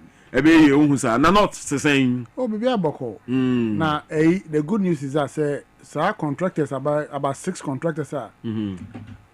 Abandi a big push project my no mu nyina o ma shase. About 6 contractors in the northern region. Yeah, well, a Tamale ring, a Tamale 3rd ring main road now. Okay. We know. I'm chairman to 3 contractors. Then your Cherpuni Saboba road. Adima a contractor from Fuzak Company Limited. Also Gusupa anti Sa Edumano Befa Nimpa do Nimpa Bebre on that project. Inti Usha and the entirety of Tamalino, we are beginning to behave like a car traffic. But until you see that the town is opening up. Okay. Apart from opening up the town, there are so many people who have been employed to do a big push project. But there are other and related activities. Yes, if there's an infrastructure development there, what we are seeing now, the region will have a very good facelift. Beautiful. And a very too much jobs to be created. You think so? For our people in the north. All right. Your Excellency. Yeah. Bibi Aboko there. By God's grace, seem to be complaining. Thank you very much. One thing I like about you is your fashion sense. I know dear, we'll be entering Jim Fruins because we are old, designer. That's right. All right, so gentlemen, yes, set off but with this issue of recruitment, General, himself as a party member, probably a lot of pressure will be on you, say, Honorable Chairman Buanefi, Immigration, Police, Sojaniade, and the minister, and they say there's not going to be any more protocol enlistment. It's going to be based on merit. Mahusa mo party for ni be kasatia, and I face minority, they say mo open the portal, and people over 500,000 they apply, now for 5,000 per. Or more maka no money refund them for more. Minimum how you see this move. First of all, my chair for any Ashefo good. Now a Power FM XYZ there is widely monitored station in my region. Thank you. Yes, most of in semi SC with regards to unemployment, it is a concern that everybody must be interested in. Usha, the universities produce over 30,000 per every academic year into our job market. And we see that it is building up, the unemployment is building up every day. Now, I have always asked myself, where did this all start? Usha, the time Ghana signed into Millennium Challenge account, where it's our World Bank programs are America, Ghana, President Kufuor, na problem is start here. Event saying recruitment SMC because at that time some of the conditionalities that were given was that you could not employ. Until all these graduates that has been produced by the polytechnics, that has been produced by even the universities, to the extent that even next for a teacher for Bebre, the government could not recruit. And that's when we started having this backlog of unemployed Ghanaians in the society. It built on until President Mills Bayern, we were still on that IMF conditionalities until there was nothing you could do. But in our case, that was not the solution. Government is the main employer, the major employer in this country. You stimulate the economy to allow the private sector to be one of the major employers. And so when Nanado was coming as the president, I looked at the MPP manifesto. Baby Oka said they are going to do one district, one factory. Baby Oka said, baby they are going to put factory, one village, one dam. It was because our dams, it was not just about water, domestic water usage. No. It was about dry season farming. From the middle belt to the upper part of the country, we have one season. Until ushe kai for mu ninam kran say mu hwe ejuma ye no enye say bia bebe o mu fro na ejuma ntimi create o honum na ka ejuma wo honum a they won't come and look for unavailable jobs. Wow. And you know, the promise, if you have MPP manifesto now, they were talking about creating these dams, you know, so they'll do dry season vegetable farming, dry season onion, cucumber, and all those vegetables, you know, farming, because this would have created good jobs for our lady, our young women, who will not need to be in Accra to involve themselves in unexisting jobs. And so, Uber mainstream employers, so our government are buying so. Yeah, well, sectors that can employ more, and they are the traditional sectors. But because of the conditionality we ascribe to as IMF, World Bank, we are not able to recruit that number. Until over the period of about 16 years from President Kufuor to President Atamilsis and John Mahama's time, we had this problem. But the MPP had a golden opportunity to change the story. Because we had so many reliefs we had as a country where they could have done that employment. But let me just even hold it there. Let me come back to this recent recruitment. We shall end this manifesto. What the president promised was transparency, transparent governance. And so when you see the Minister of Interior granting an interview to the media, telling them the challenges, the bottlenecks that he has, his ministry is facing, it is just to add to the promise His Excellency John Dramani Mahama made when he was campaigning for power. We are running a very transparent government. We all know that the number of people who even applied were about 50,000, and what we can absorb now per our budget, per our financial allocation to SAR ministry, is going to be 5,000.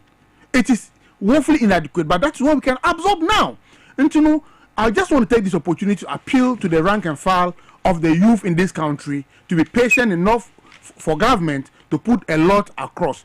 Because when I started on my preliminary presentation, I told you the number of jobs, at least the big push is going to roll on. It is one of the strategy for government to reduce unemployment in this country.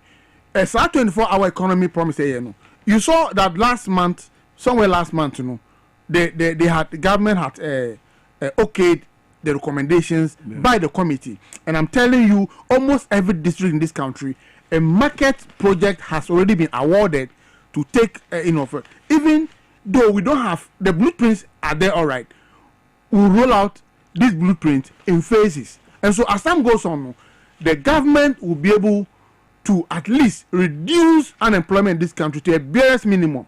And after unemployment there, if you call say US and UK, we have unemployment. But the amount of people in searching for jobs in Ghana, or the percentage of unemployed, is very high. And I think that it only takes government, apart from what government can do to absorb into its main payroll. Government is creating, using our 24-hour economy to create an enabling environment. Already about 425 companies have already enrolled on 24-hour policy, where companies who agree to run the 133 shift, 133 jobs, they are going to be given tax reliefs.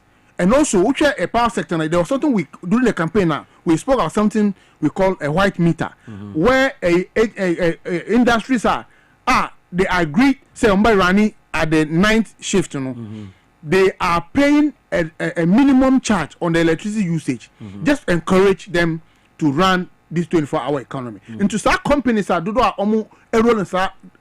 the 24-hour economy, they are going to have a white meter opportunity, where if you are paying, for instance, 5 cedis per unit, and 5 units for the rating of South Power during daytime, at night it will be about 250, about 50% will be having a relief. And that will create opportunity for private companies, private sector to take advantage of the development in this country. So many already know, because of that environment, who call Solar CC, there's a company that is putting up asphalt plants to produce asphalt, bitumen. It simply means all the companies in this country, all contractors who import asphaltic materials to do our work will be domesticated. We will not import And we are saying we are creating jobs. Apart from that, no, a lot of companies that I'm aware, the share industry is going to create a lot of jobs for the teeming unemployed youth in this country. Are you saying this? Security, that's fantastic. Other opportunities will come. Open. I mean, this is just one aspect what government can do. All right. I mean, we cannot recruit all unemployed youth in the security sector, and I like the openness of government. Before 2024,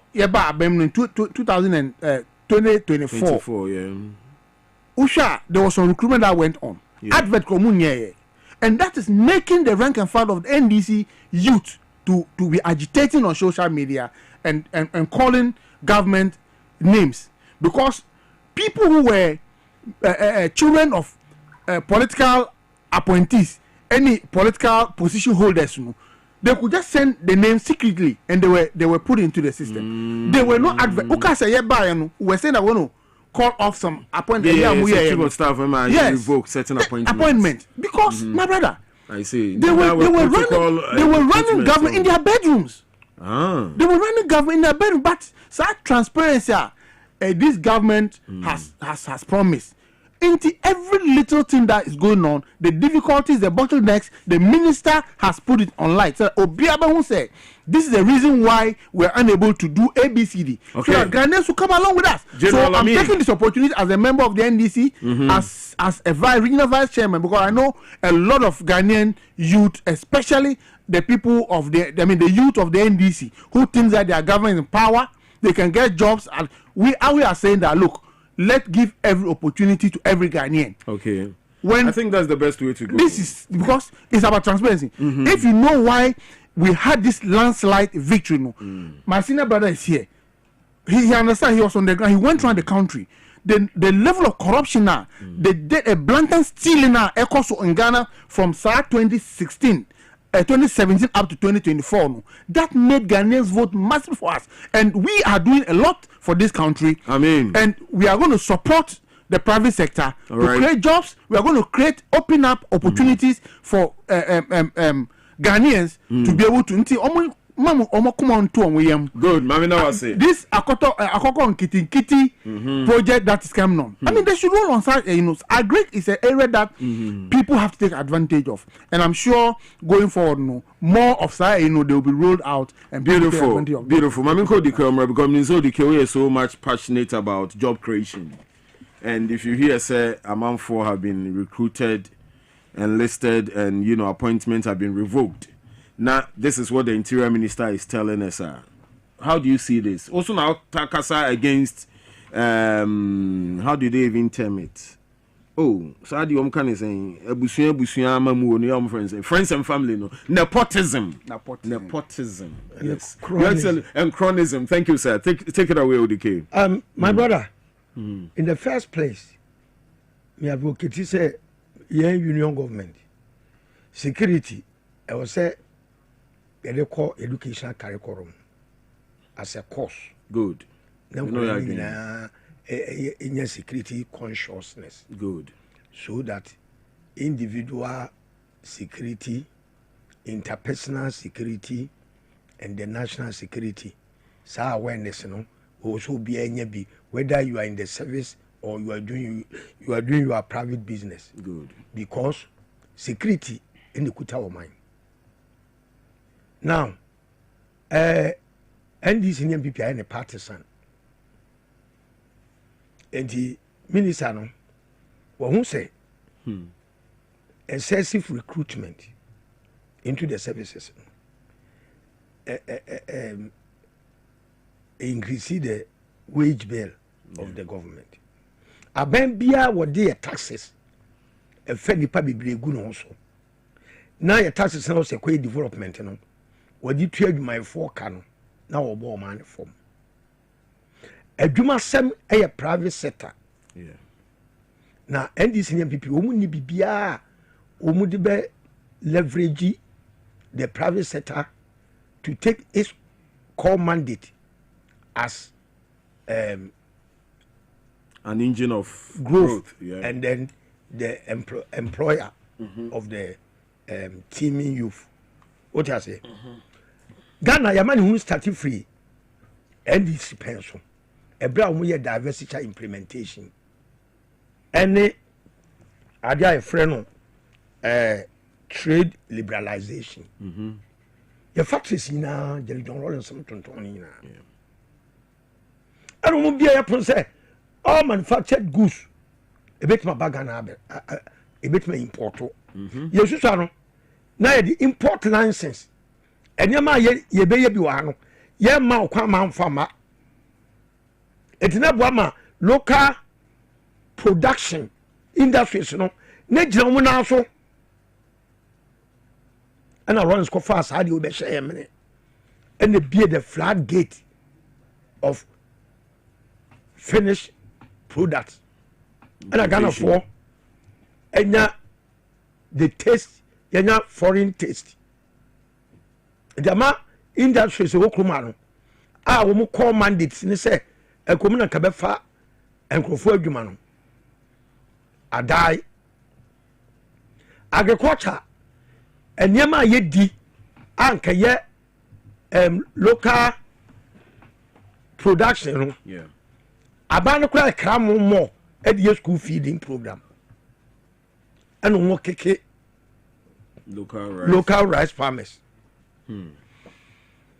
and then Ghana for the assessment it's about the patronage of agric products no aye bibi o when no portfolio for no kan kokon kedangete but me musa me say and go get the na wakan was what ase na importation of chicken wings and it's having them and jai akofo bi commercial farms top man farms or young cook over 2 million at a go akate farms or young cook over 3 million at a go infum farms aferiwa farms ni nyamo guno Dako farms afeni abechi 50-50 akoma nkwala say what be that yan kwa so e brawlers yes you hear layers abema production recycle of the production akoso oye ya soma no so meka sama NDC it is about all canon but my brother who kasa ya adwene namfofo ene wabusuafo because many party achi na me huge who kasa bia sa kwadi asem no working yero mama revival commercial poultry farmers o maduma no o mo na produce commercial quantity now say ya the ban better importation of influx of foreign chicken na nya kokogro na ya ho aduma edire bantuma na ya ma ebuo na de asiku kwan no na wedin de asini kwan no wedin say wo ye enkokon ketengete I don't get it Kwabena ya Kwame Nkrumah na wo pote farm your friend say Nkrumah set up 40 farm be say me bodin okay akase wo ani nyina agu top man na wa relocate obi a wo yan kokko 2 million and then bad conditions in the country no wa relocate Cote d'Ivoire top man farms yes agu that farms agu big ones ni nyina agu afena be chicha kokko 50-50 na o man ya pen kokko bebre awie o kwa kana so challenge government policy but I said no practically etwasumu is a just political lens. Say a pancake in large quantity as a protein supplementer. And yeah, will be acquired 1,500. Top on Quebec, we're judging now. Recruitment. Yes. Nipa 500,000 and apply. Sana Mujo Muscana. Patroni, so top forms. This cannot. You better refund it. Omunye bibi sada. Now one can say vacancy near 500.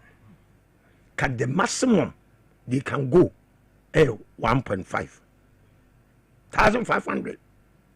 No sure nyamye ni maje 500,000 uska. No we full say. Omunya kwan. Your Excellency, the next recruitment you know. You find the penny ansana ke twani ska ke beboy. I think you also have your friendly penny and son, your found and son, ya Joe. I can't say what qualify? Go and pay this amount. This amount. Okay. I think you also have a good point. Odike mum de bo mebuno. Yankopon shop. To mu bia ma obia be tua no magiska bebre. Yeah, obia enlisted. Oyania no fa wi na fa obetua ka no. Oyania no okopa aduma ye no. Ade ato nani na momo no mani nya afere mu de bia be kan ho ama no. Ada ne yesa. Minwe kasa o se the 24-hour economy and work ka aduma be ba maburu nya abotre. Mo start kan se mu 1992. And am aban bia ba maburu mu nya abotre. Ema bi na wa be sise ska no ene mo yire ne mo mpranfo e dia aye dem be na then you leave the youth at the mercy of the scorching sun. Tamale dia do a we set tamale for e ho atoe minim tamale pa wo mo break se the form half nyina ye bre adia ni interchange adia ni big push mo kwa yanti eni ba benya aduma my brother mama ka samba control Ghana mabu omu iya krasa ko bi be form aduma we need to give them training wo man kasa be set their own businesses ye na ma o man grow anya laborers anya temporary laborers waba 1 year ni wo be ka say big push the aduma beba okuja to mo last yi was in what 16,000 jobs before mama first term mo ba ma be de Ghana for mo ba ma be de Ghana for and trunk na mo de ba power MPP NDC and kontompo nko because o mo say Ghana emebru na desperate na mo do sa kwan and kontompo nko ala na mo yesa mo power tino asem bia na mo aka masa mamu so asem 24-hour economy yade ade and then person define what only yes test no you bet my test no so you dey bet my yade ade oh person you dey bet my what is the definition of 24-hour economy economy a abani private sector be engage Ghanaian workers on a trade shift. Conditions to meet those, government is putting on play. Which I can say, almost all the streets in Accra has been lighted. Wow, one security, and that's why.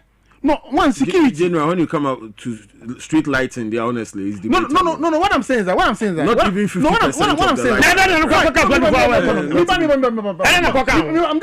what the enabling environment government is creating.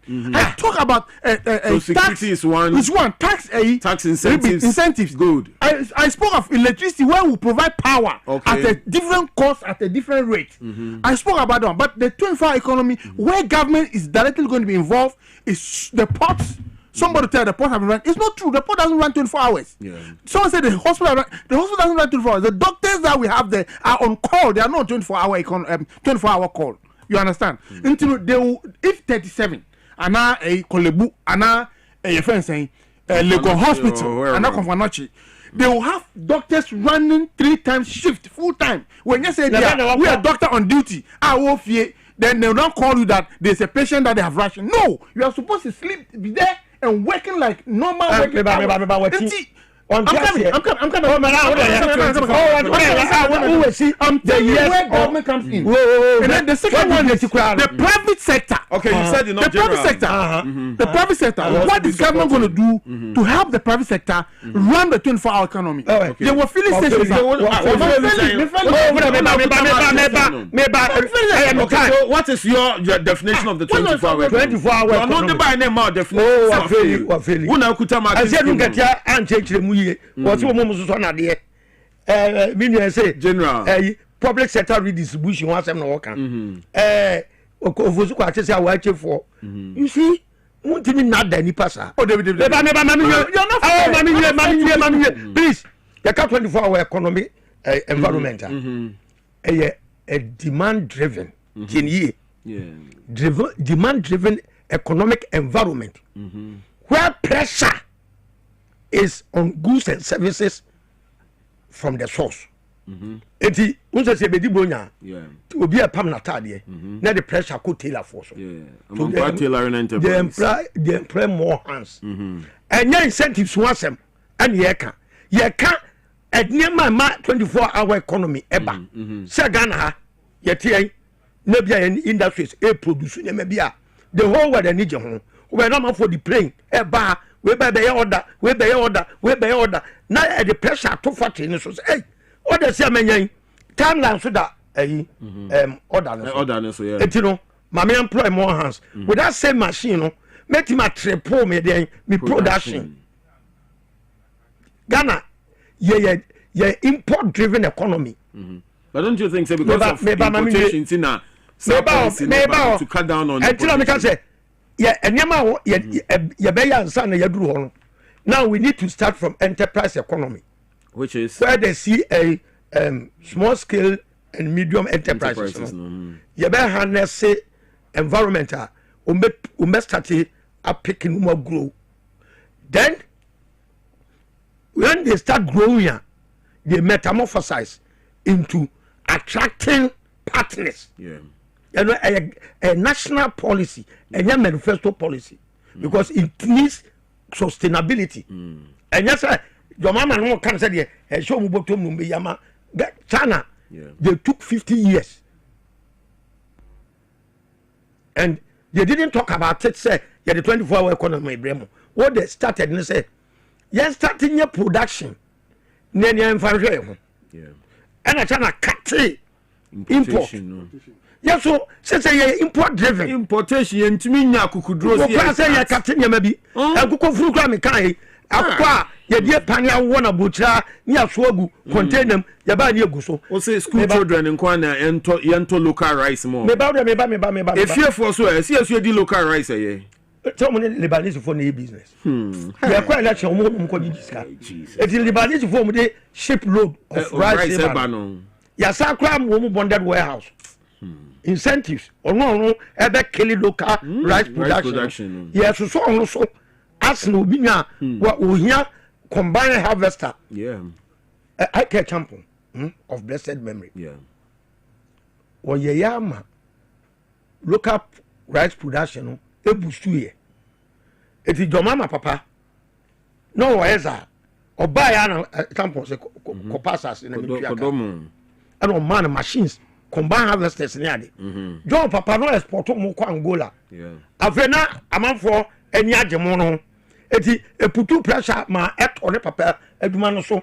Am afi now on employ more workers e betima boama what me meet the demand. Demand, yeah. Ghana we don't have demand now. And the environment is not conducive.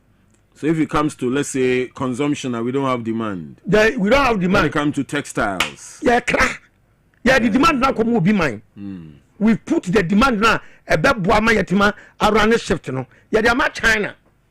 Now our president call China, that's what kind of say. Me be me kwan to. Mumfa mun mamla tax free. How do you run 24-hour economy? Would you be the man kill it? Oh, please, Salo can be hey, make us establish industries in Ghana. Okay. We have a tax rebate in Ghana. Yes, free. That's right. I don't want to I listen. Me for one. Do you hear say, Papa?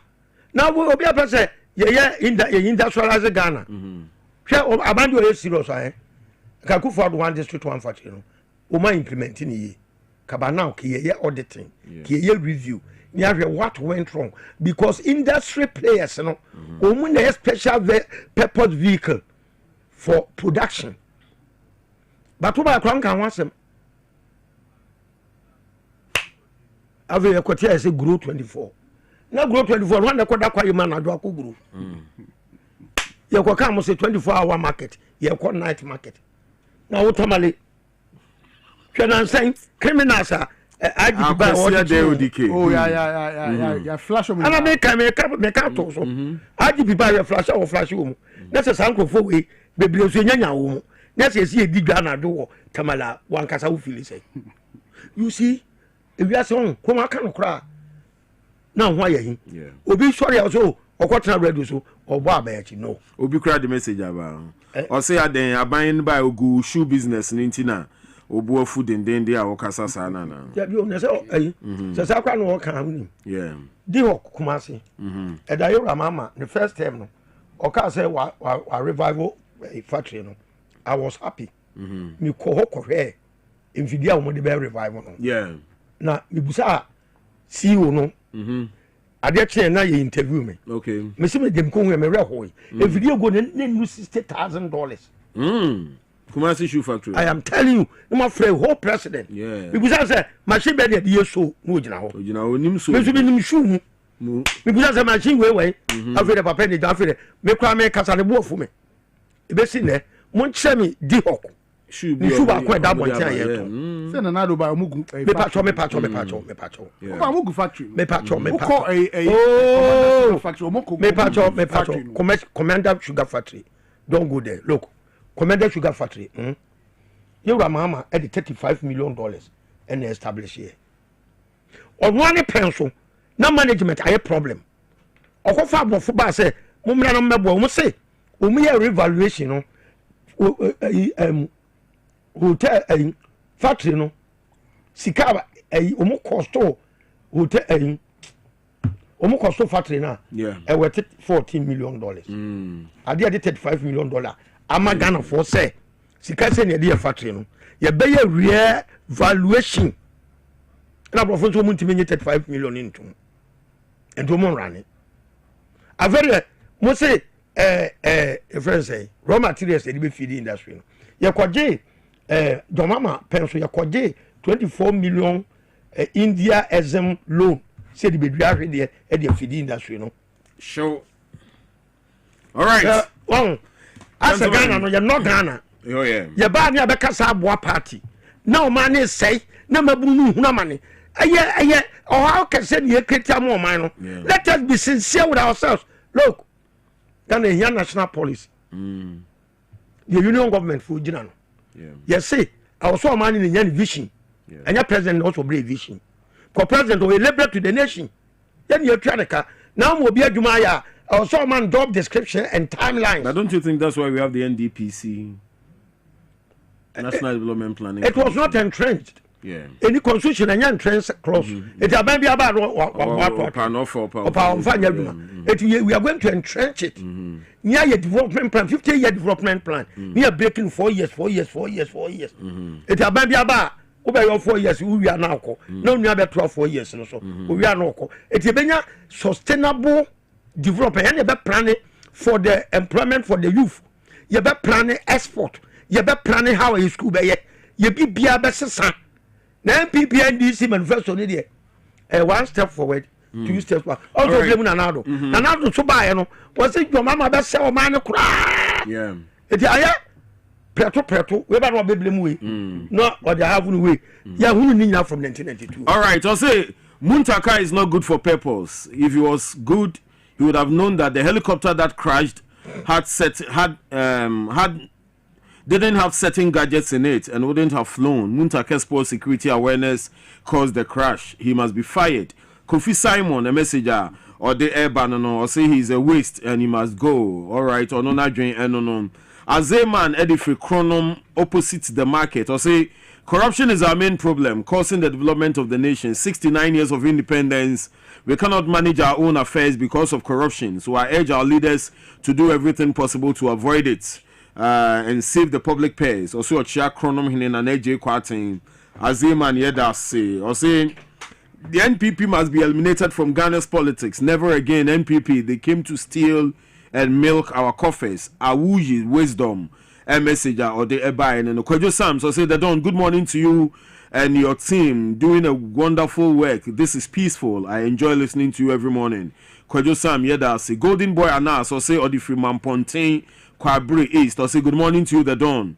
The NPP has no message, especially their communicators and their so-called serial callers. And yet again, they will come to radio and spew lies. They will stay in opposition forever. Greetings to Ken and PRO. Not forgetting Chairman Nana Kwesi, NDC's Ashanti Regional Chairman. Gentlemen, you're close with the Closac strike. Day 4, and I mean, frustrations are ever from most of the government offices. No, it's very sad. We have already here said Minister ne tried to intervene, but I'm fat. NLC from into a meeting. Messages or demands have been met. General, I mean, we can only do 2 minutes, then we call it a day. This has become an annual ritual. Yeah. Ghanaian workers will go on strike when their demands has not been met. Yeah. And I'm sure that's why we have union leadership. That's why we have senior staff leadership, trade union congress, and all those people. Just as we demand for Sa Ekatoa that can take us home. Good.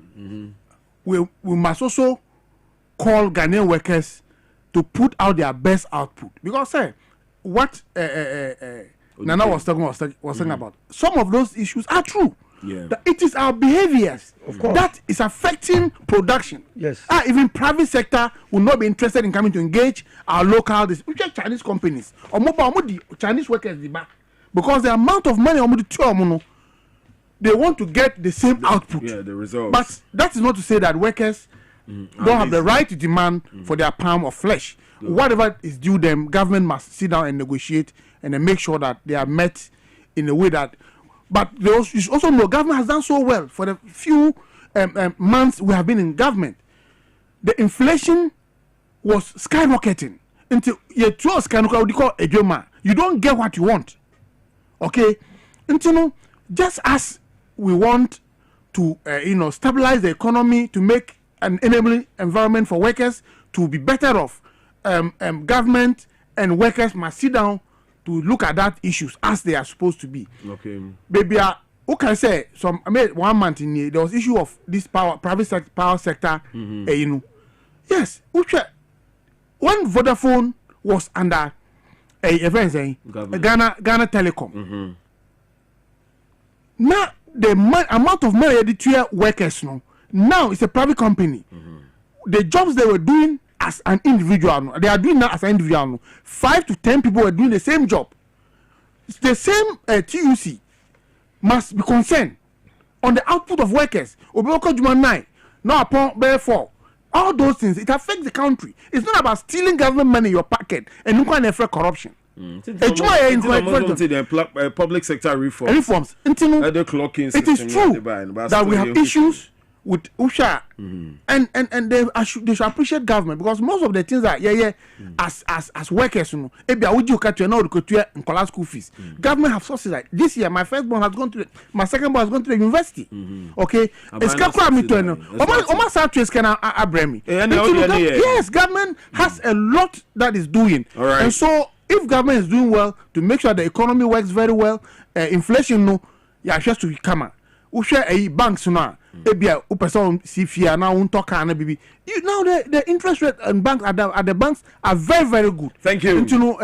Power said they should go back to the office. They should go back to work and negotiate very well with the Minister of Labor. I'm sure at the end of the day we'll be better off as Ghanaians. Your Excellency. Labor issues, they always talk about their right. Yeah. But their obligations. And if I were to be the president today, labor issues, Ghanaians before private companies are orientation, training. You companies, the private security companies now. You better to be orientation, Ghanaian workers. One attitude is very bad. Private sector, you may go Ninara. TV ufo obi adwumam ombewia wa ma o company ni begu and adia ba kwa difficult amanfo show pa, especially the private sector krono a workers no ebo adwuma wura no. These are issues ye eliminate a ebe maximize production. Yeah. Because production enema akatua papa ne conditions of service eba. Me if I were to be the president enka electronic